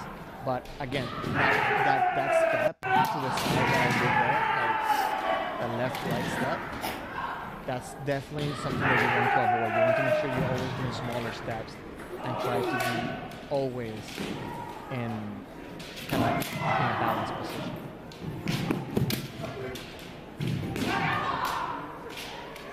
At this point, I'm trying to like gauge the reactions of my opponent. Maybe I think I'm taking a little bit too long to do this. And obviously, I think he's trying to get me to be corner at the edge. So that's something that I worked very hard for the past couple of years to avoid.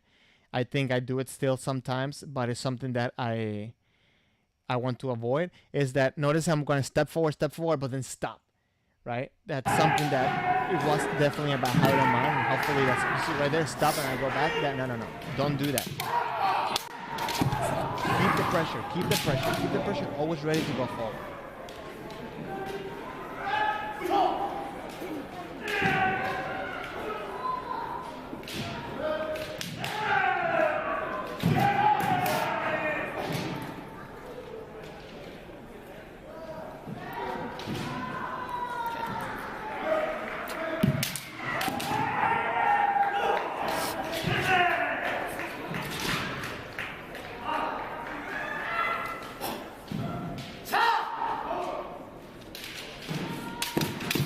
At this point, he has a little bit more control over the match than I do.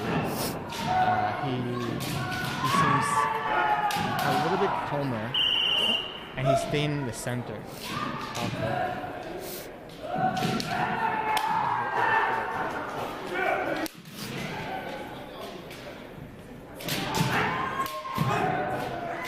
Take it up.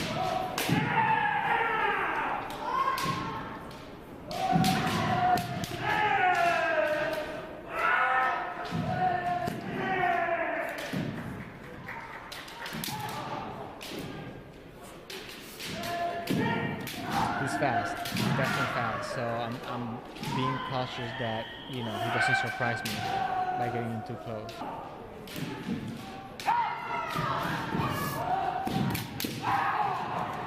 That's something that I am happy that I'm doing, which is like Rensoku waza. I tried to do a couple wazas in there. I guess like I did a fake man to do kote men. He was able to go back, but even though that I'm happy that I'm executing them and stuff like that, I think that maybe that was a little bit too rushed. I think I should have put a little bit more pressure, and instead of going with a fake, going straight for a hit at a closer distance. So I'm guessing that I'm a little bit nervous at that point.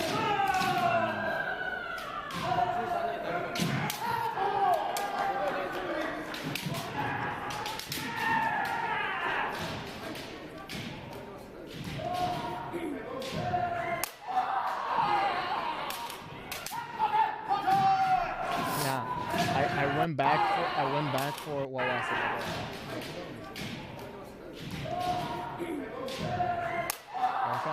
I missed it, and definitely I got nervous because I ran a little bit too far, and not necessarily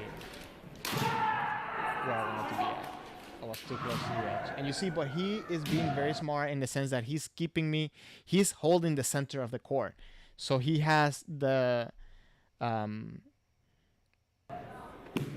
I feel like he's having a little bit more control over the match than I do at that point.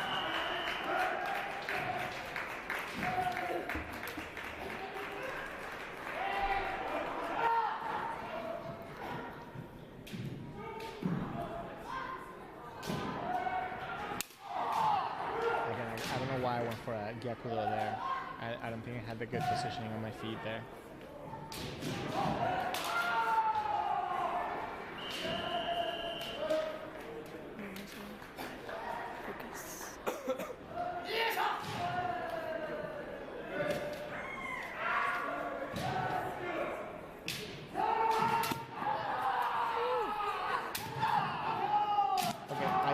That was a good attempt on a man, but this is before I started training at hitting at a shorter distance, so I guess I was trying to get him from very far away, making it that much predictable for him, and I feel like that's why probably he was able to mess up my sanction, so I wouldn't get the point.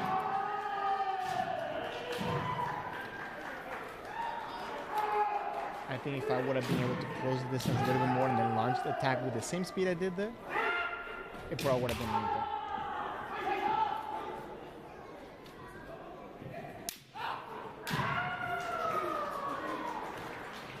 Again, I feel like he's baiting me in a lot. To be honest, I don't remember the outcome of this match.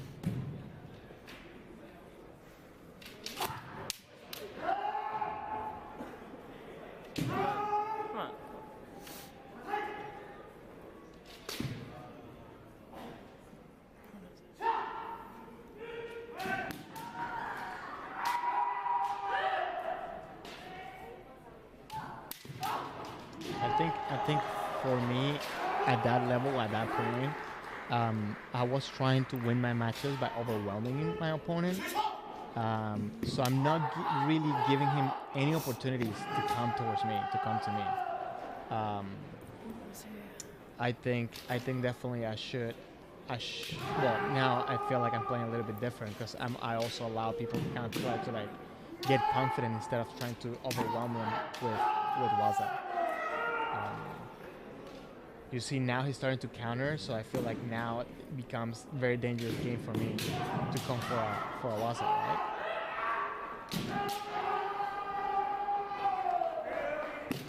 What I have going on for me and at this point is the fact that I've been diverse with the waza, so it's kind of hard for him to actually make a decision. Okay, he's going to counter one specific waza because I could come for man, I could come for kote, I don't yakudo, I gondo, so that makes it a little bit more of a guessing game for him.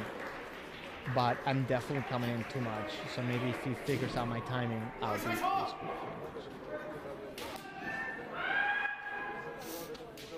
You see, like, I have very little contact with the shinai. I should definitely put a little bit more contact to figure out the points of tension. Nice. When he's trying to come forward. At that point, I feel like I wasn't really communicating with the opponent. I was just trying to overwhelm him. Which, you know, I have this place, but it's definitely not the type of thing that I want to kind of develop for myself.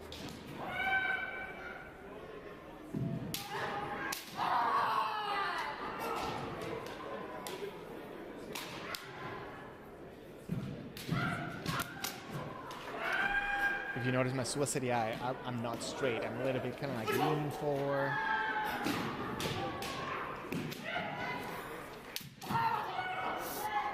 It's an attempt to kotekai shimen, but I think I'll use too much right hand. Maybe I have a little bit of freedom, maybe it could have been.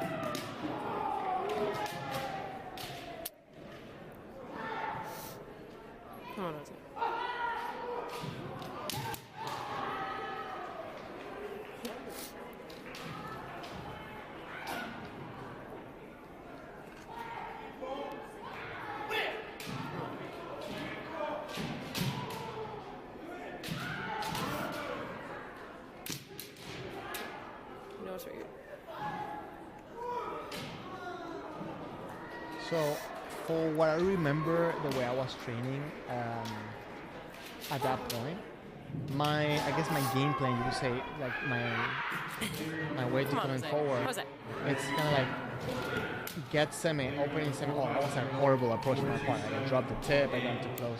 Anyways, my approach was to kind of like opening in my opponent with semi, like with my approach with my foot, and then launch a strike, which I guess is one way for semi, but not necessarily. Not necessarily what I want to develop.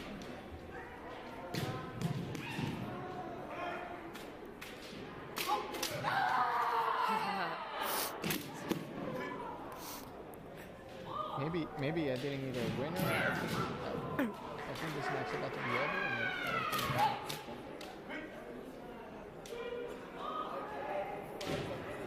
I know I have another match that I think I won that one that I had shorter than this one. But oh wait, did I get a nippon there? What? I guess. Okay. Maybe the judges were tired from waiting, but I got that hikimen there.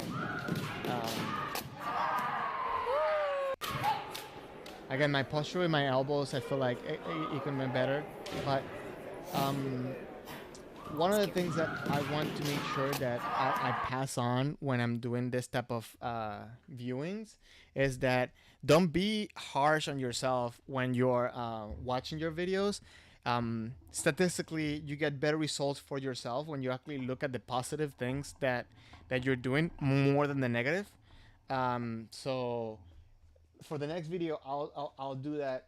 I'll do that more instead of like looking at the negative, because I want to make sure that, you know, I guess to show you some of the ways that I analyze my videos for self-improvement. So But what I want to show you now is I want to show you a video for Kunitomo. So it's right here. Actually, Sol last week, he sent me this video. And what I'm going to do is, because it's in YouTube, hopefully you can hear it. But this is a compilation of Kunitomo's Ippon. And I kind of just want to break down a couple of different ones from him, just kind of like to give a little bit of contrast to what you just saw from the basics and for where I was doing. So let's see, because oh my god, there's like a big delay, I think, on the rendering from this.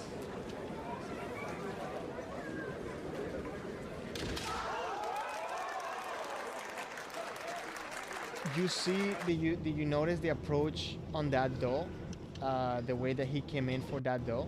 Hold on, let me bring it back a little bit different to that one I was doing, right? Like he allowed himself to come in a little bit closer, right? And he observed the opponent coming forward before he threw that do.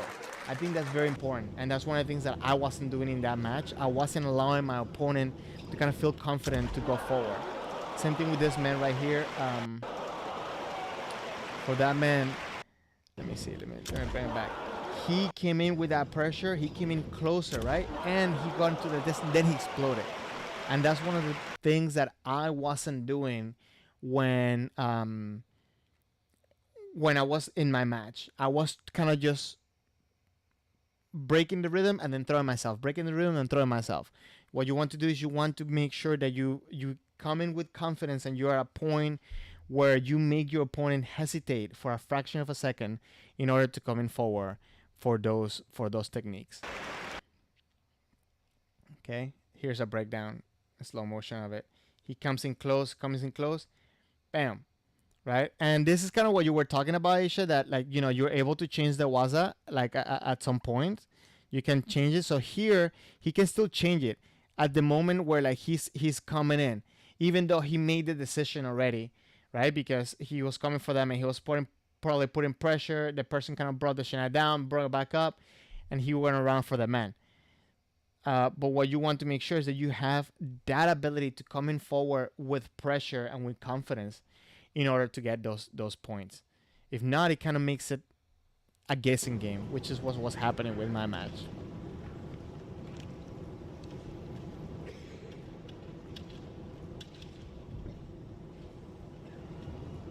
Okay, Kunitomo is right on this one. And if you notice, and that's one of the things like why Kunitomo has been my favorite Kenshi for a while, is like the presence that he has, the straightness that he has, and he's coming in forward, he's putting presence, putting pressure, he's making the person go back, and then when the person tries to go forward, he takes it. That's the type of kendo that I'm looking to have, that I'm you know, striving towards.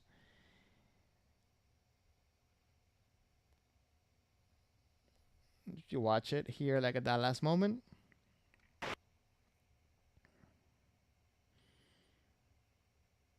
It wasn't necessarily like, oh, follow on the lights. Dang it.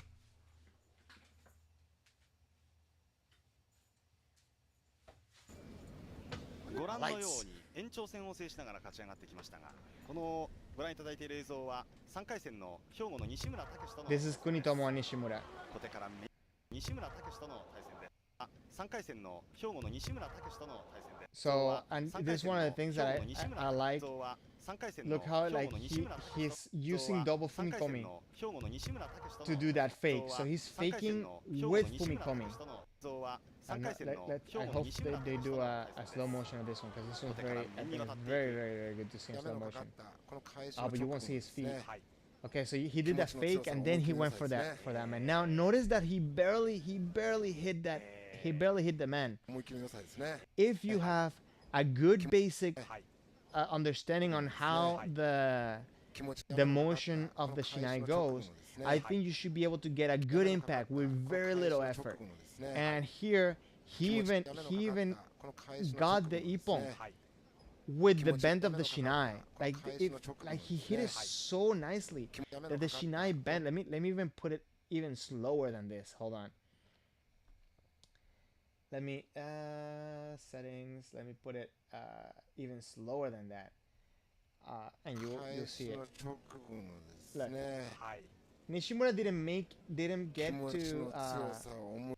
to defend. He wasn't able to get it to the point where he could like block it. He almost made it, but he didn't. And when he hit the man, like the same force that he's putting in the shinai, the tip bent, and he was able to get the hit that much quicker because of that. I don't know if you see that, if you're seeing the same thing I am, but that is so cool how, you know, he's putting that force and able to hit the man, not necessarily straight on hard down, but forward, and the same motion of the shinai, it's able to get it. So that's why you should train to throw your shinai forward and to get a good hit. A few weeks back, I posted, I did the stream with a video from the Kanagawa prefecture about basics, and he talks about this, how the way that he strikes, the way that sensei sees the men is that you want to stop the shinai a little bit before the target, and the bend of the shinai should strike the men. I think it's a very interesting concept, something that I need to study more and like to practice more in order to get that. But you can clearly see here, he throws it with so much force that he's able to just project the shinai into the opponent, which I think is super cool.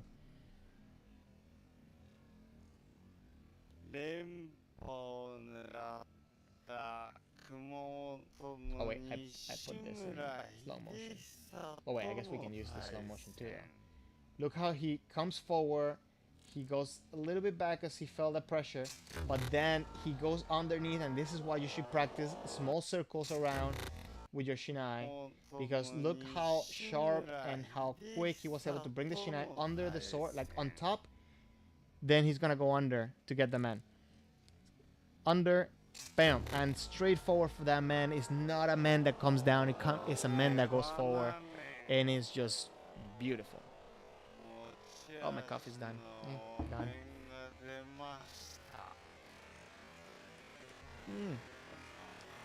My light ran out of battery.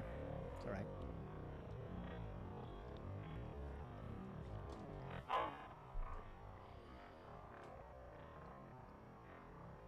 So look at the man again. He goes under, and it's a man it's almost like sashimen, but he adds that umph at the end of the strike that makes it a chisaimen instead of sashimen. Okay, let me bring it back up to speed, because now we're never going to be done with this. さらに西村が今度は取り返さなければいけないということで攻め込んできたところを国友が出鼻ごて。非常に冷静に試合を。Let me see that one more time. That kote. ところを国友が出鼻ごて。Bam. I think it's a little bit a hard angle for him to get, but he's on the right now. He's white. Nasty. You see, when the opponent stretches the arms, you have to adjust the angle slightly, so it makes it a little bit more complicated if you're not used to getting those degote.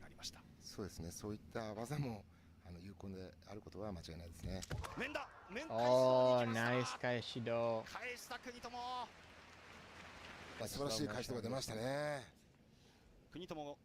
Another thing with Kaeshi is that you want to receive Kaeshi away from your body rather than on top. So you notice like he received with the hands forward. Let's see, let me see if I can put it one more time. He received the Kaeshi with the hands forward rather than above his head. And that's what you're looking for when you do Kaeshido. You want to make sure that your hands are away, not up here. If you're here, too late, because you're not going to be able to catch the do. So, yeah.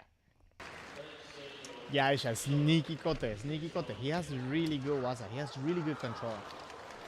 Ah, the Yoko man. That Kaeshi, I think it was Kaeshi Yoko man. Oh, we didn't put the do. Got you one more time. Oh, it wasn't Kaishi. He was just in distance.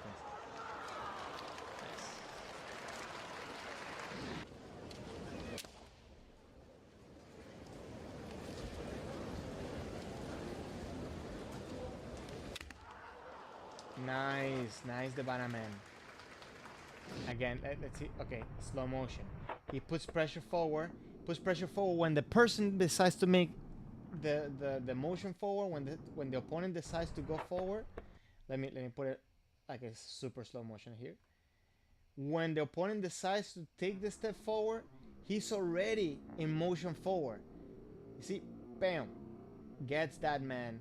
And look, let's see, like, look how high the angle on his shinai, the tip of his shinai is. He goes up and down for that cut instead of just that stab motion that I was talking about with the sashi man. You want to make sure that you have that cutting motion.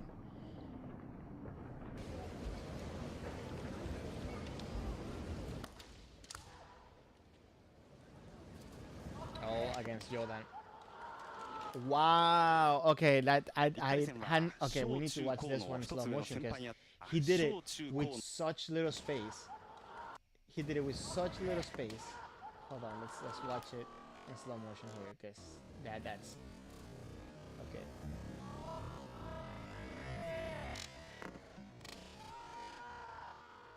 Okay. Wow, he did it with such little space. 1回戦は小中高の一つ上の先輩にあたる群馬の下野との対戦でした。白が国友。この素晴らしい飛び込み。Wow, okay. この面で一つ勢いつきましたかね。白選手も実力者ですけど。We need to slow motion this one. Hold on, because that one was definitely good. The Banana Man, and this is going to be a great example of taking in the man, taking in the waza as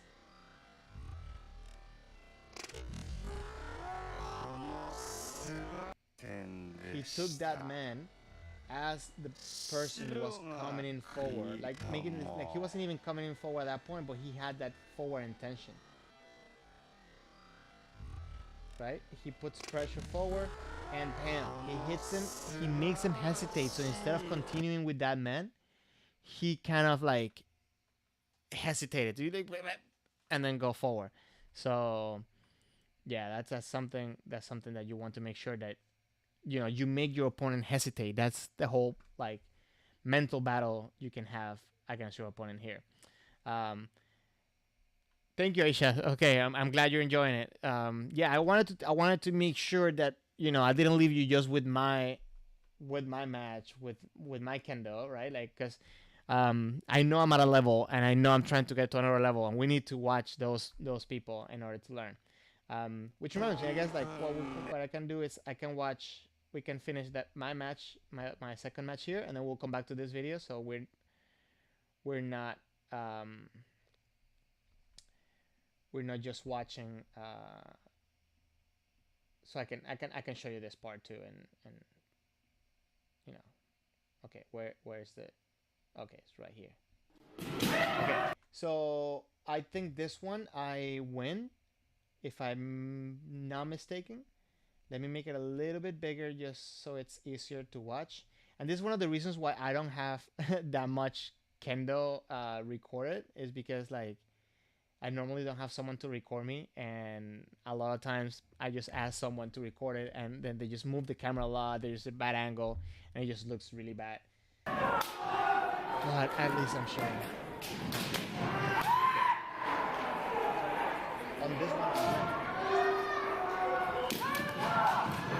Okay, and this is one of the things that I'm working so much, and I definitely work so much into not being so stiff when I attack. If you notice here, even though I'm being fast, I am a little bit clumsy on the way that I'm moving my shinai, using too much more around, right? And I get too stiff at the end. Maybe I don't think I should do that.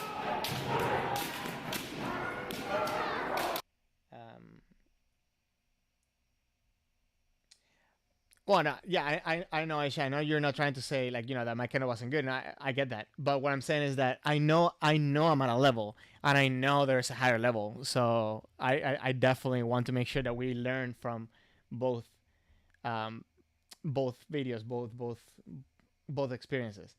I did say that I'm gonna catch myself. I did say that I'm going to talk more about the positive rather than some of the things that I need to fix. So forget the comment I just made about being clumsy or being too stiff. I'm gonna talk about the good stuff. I think like right when I got my jump done, I feel like that's when I learned that I can have like how can I have an effective straight kamae. So I think this is the beginning of that because I think this is a year after I got my jump done. So this is definitely something that an improvement. I get score on right here. Okay, I was completely flat on the ground. I just kind of like I tried to do that. What I was saying before, that is something that I worked a lot the past couple of years to fix, which is like kind of go forward and then stop. So that's what I just did. I went forward and I stopped. My opponent capitalized on it and he got the ippon, right?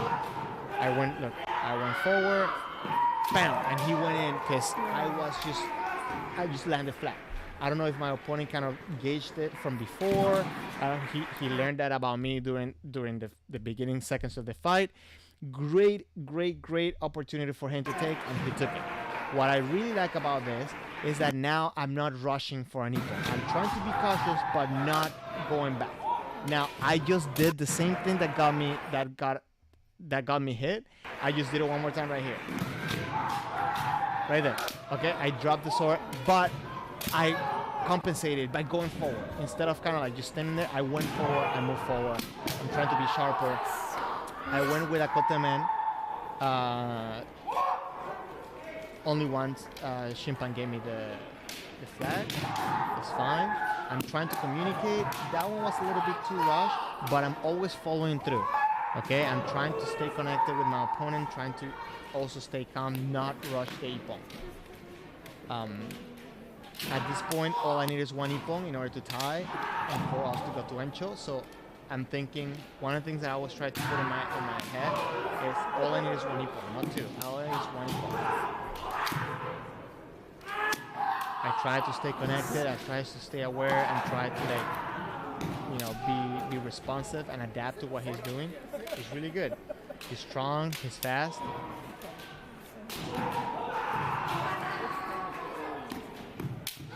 And I went in for that man, and this is the type of man that I'm really happy that I got this type of man. Let me just try to make it bigger, so you can probably see it behind the shimpan.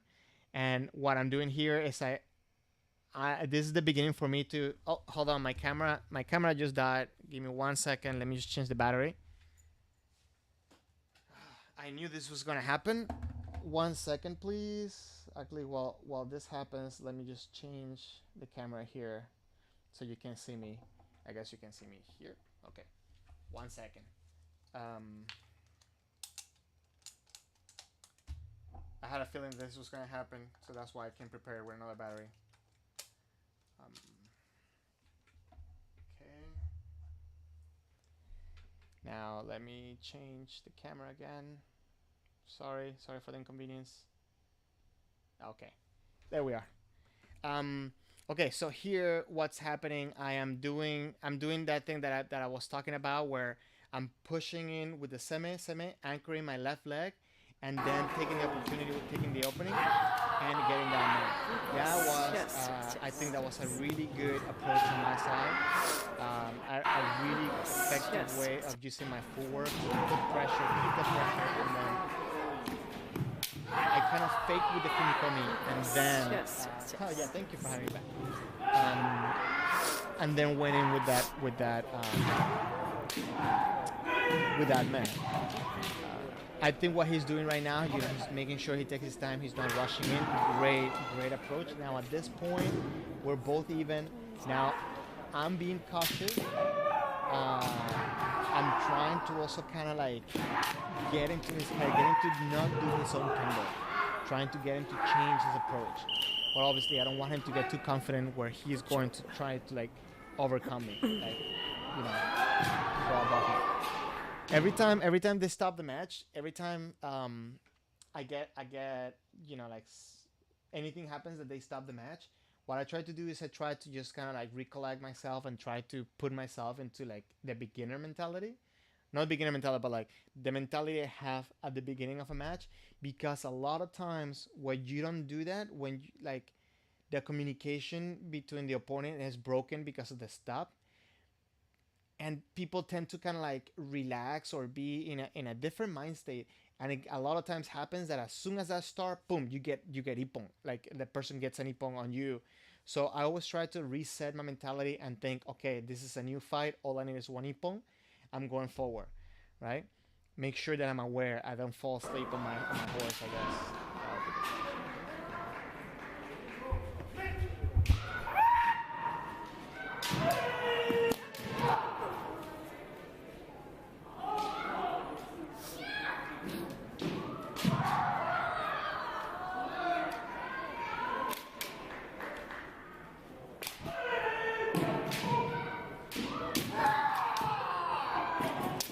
Being very aggressive, because now obviously he wants to get that ippon. I'm trying to match his aggressiveness.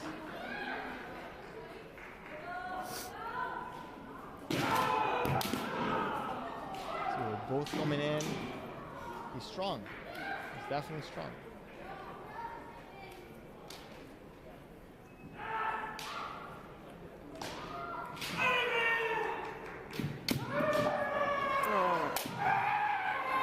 I shouldn't have chased him.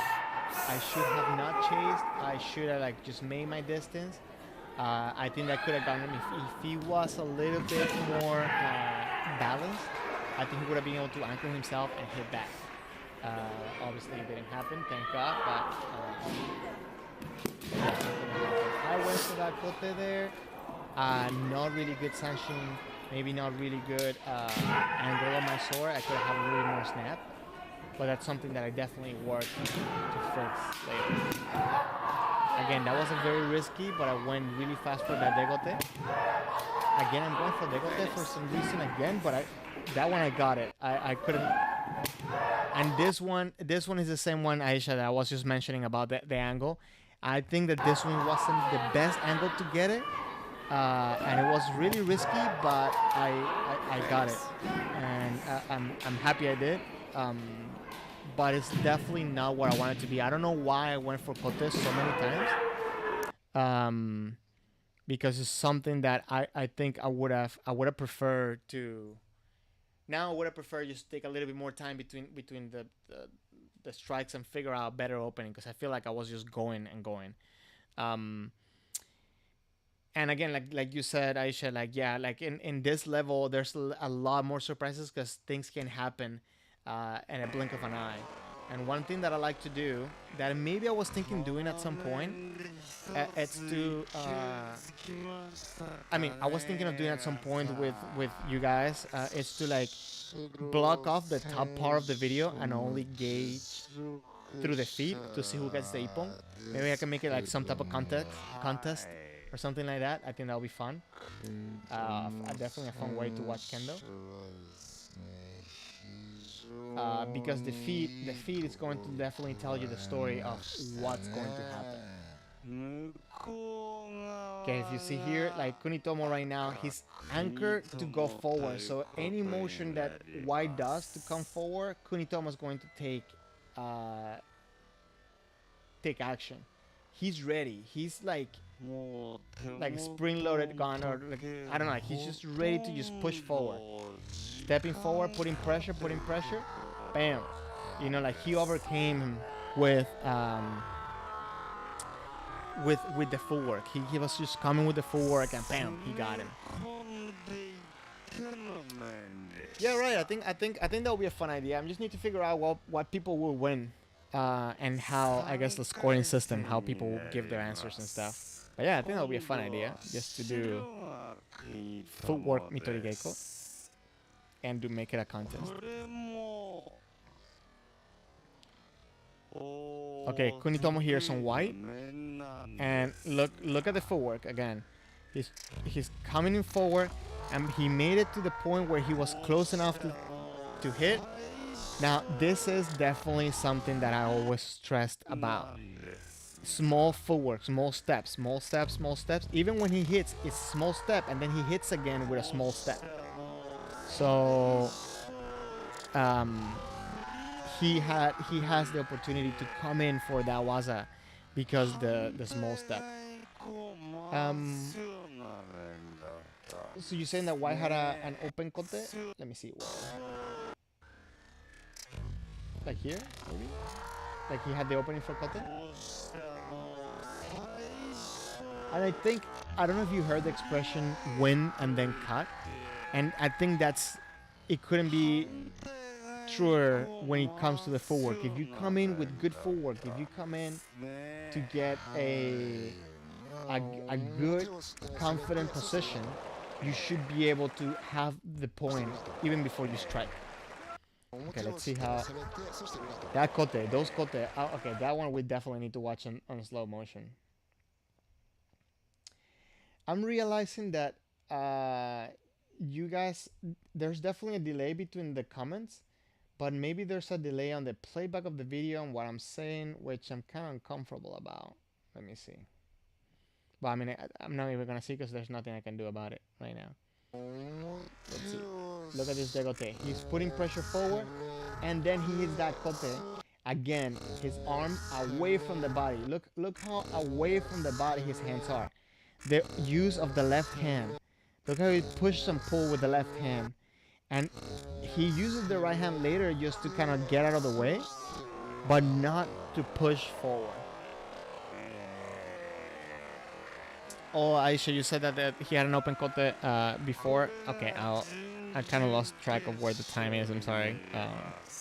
I'll look it up after.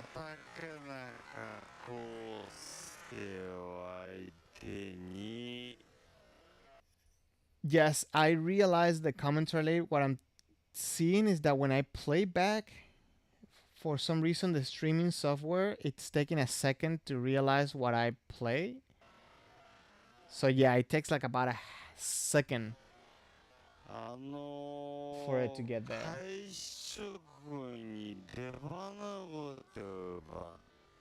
Sorry.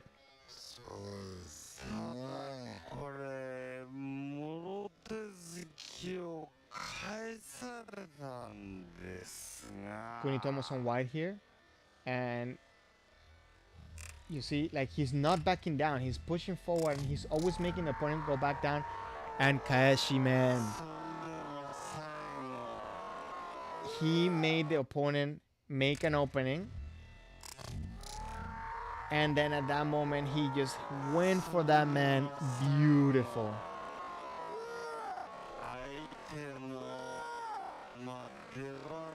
It's just like, again, Kunitomo, it's my favorite Kenshi. Okay, this is Maeda?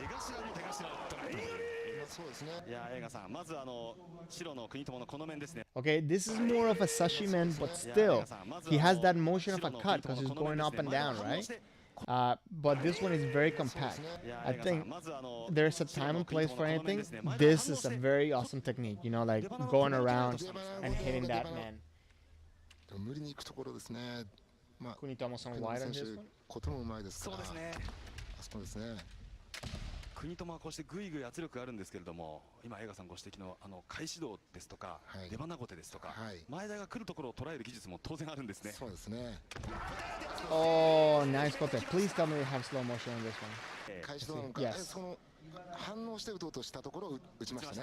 そして次はもう仕掛けてくる Look how even, like, okay, look how much the effort of the left hand is that the right hand even almost lets go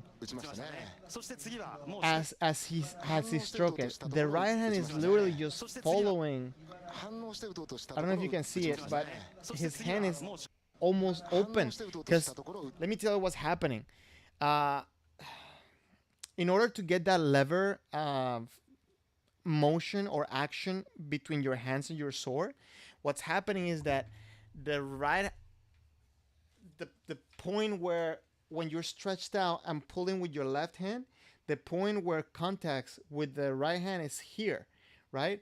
So I'm holding the tip of my shinai right now with the wall. So as I pull down here with my left hand, in order to apply force, what's happening is that the right arm, it's on top of it. So he's not pushing down with it. He's just keeping it in one position, and he's allowing the left hand to transfer the energy. That's amazing. I actually never seen that before, like in slow motion. And I think that's very, very cool how he shows that the left arm is the one putting the strength, not the right one.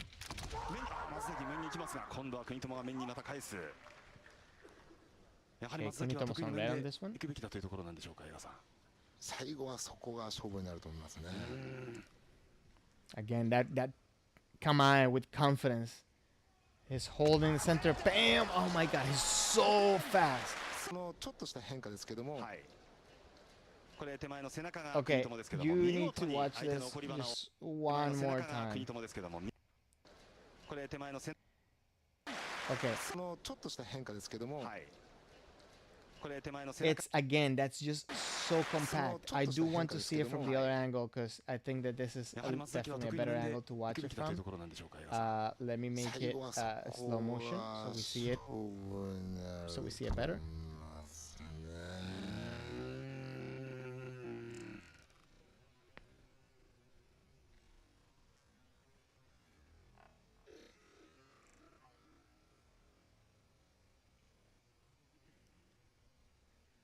Okay. He has good distance. Okay. He's keeping contact with the shinai. He steps forward. And then this is just, it's amazing. I mean, he's really good. He's really good. There's no doubt about it. そのちょっとした変化ですけども。He made an opening as if he was going for a technique and then bam, he just took that kote. 松崎の方も小手ではダメだということで面に行こうという動きだったと思いますけどね。そうですね。ですが Okay, so there is a commercial on this thing. My bad. I'm sorry. While the commercial plays, I guess I'll come here. So one of the biggest things that you want to make sure when you're doing any type of waza is that you want to make sure that you throw yourself with the what's it called, with the left hand. You throw the left hand and the right hand, it's just following you. It's not a push pull. Okay. I think a lot of beginners that I see have that habit of push and pulling, push and pulling, push and pulling. For me, the way it hit me was when I was in Japan. I was doing Kakarigeiko with another Kenshi, and he was very, very okay. He's been doing Kakarigeiko for the past 10 minutes because he was late for class, and I was the last person to do Kakarigeiko with him. And when he was doing Kakarigeiko with me, he was pretty much taking all of the hits. I couldn't take many of the hits. And when I saw the video, I realized it's like a lot of it is I have a lot of tension that I shouldn't have. Oh my god, my lights. Sorry. Come on. Okay. Anyways, so the idea is that you want to make sure that you have your arms relaxed instead of tension on pushing and pulling, pushing and pulling. A lot of the force, a lot of strength comes from the wrist and the fingers. And as I said before, you want to use the arms to give extra speed to the technique. So in order to do that, what you want to do is you want to make sure that you keep your hands as close to your body as possible, in order for when your body is already coming in, at the last moment, bam, your arms throw themselves out there. So I'm making a video right now for my YouTube channel that it's about the swing of the sword, and how at the end of the swing, the sore, the tenouchi, the wrist and the fingers add speed to the motion that already had with the arms. But now if you're using your body and throw your arms, you're adding speed. Like you're incrementing the speed. I don't know if that makes sense, because what you want to do is you want to build up the speed and always increasing your speed until the very last second of the hit, until you hit. When you make contact, obviously you relax, but you want to like kind of get your sword to kind of build up on speed rather than build up on speed and then go slower, or build up on speed and then be just one motion. If you're able to keep your hands down and do tenouchi at the end, you're gonna break the rhythm of the swing. I hope that makes sense, because it's a lot, and I know it's a lot of different concepts that they kind of work together. So that's why I'm making a video about it, and hopefully you find it useful. It's definitely something that I kind of want to explore more. I want to do more. If you guys have any ideas of some of the stuff that you want me to break down, to talk about, or to analyze in here, or specifically to study, let me know. I'm always looking forward to, to new ideas to use here in the channel, and to like have fun with you guys. I really enjoy doing these videos and doing the streams.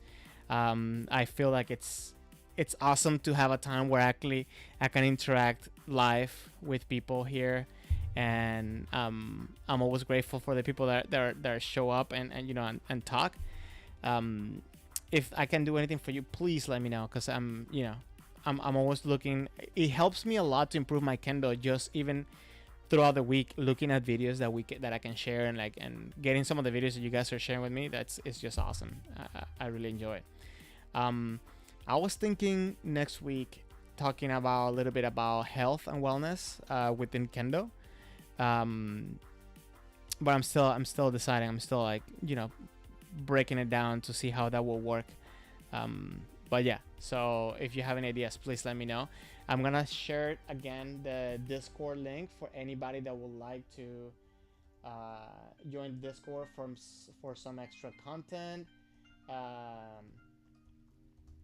And if anybody would like to join some gaming sessions, I'm still setting it up.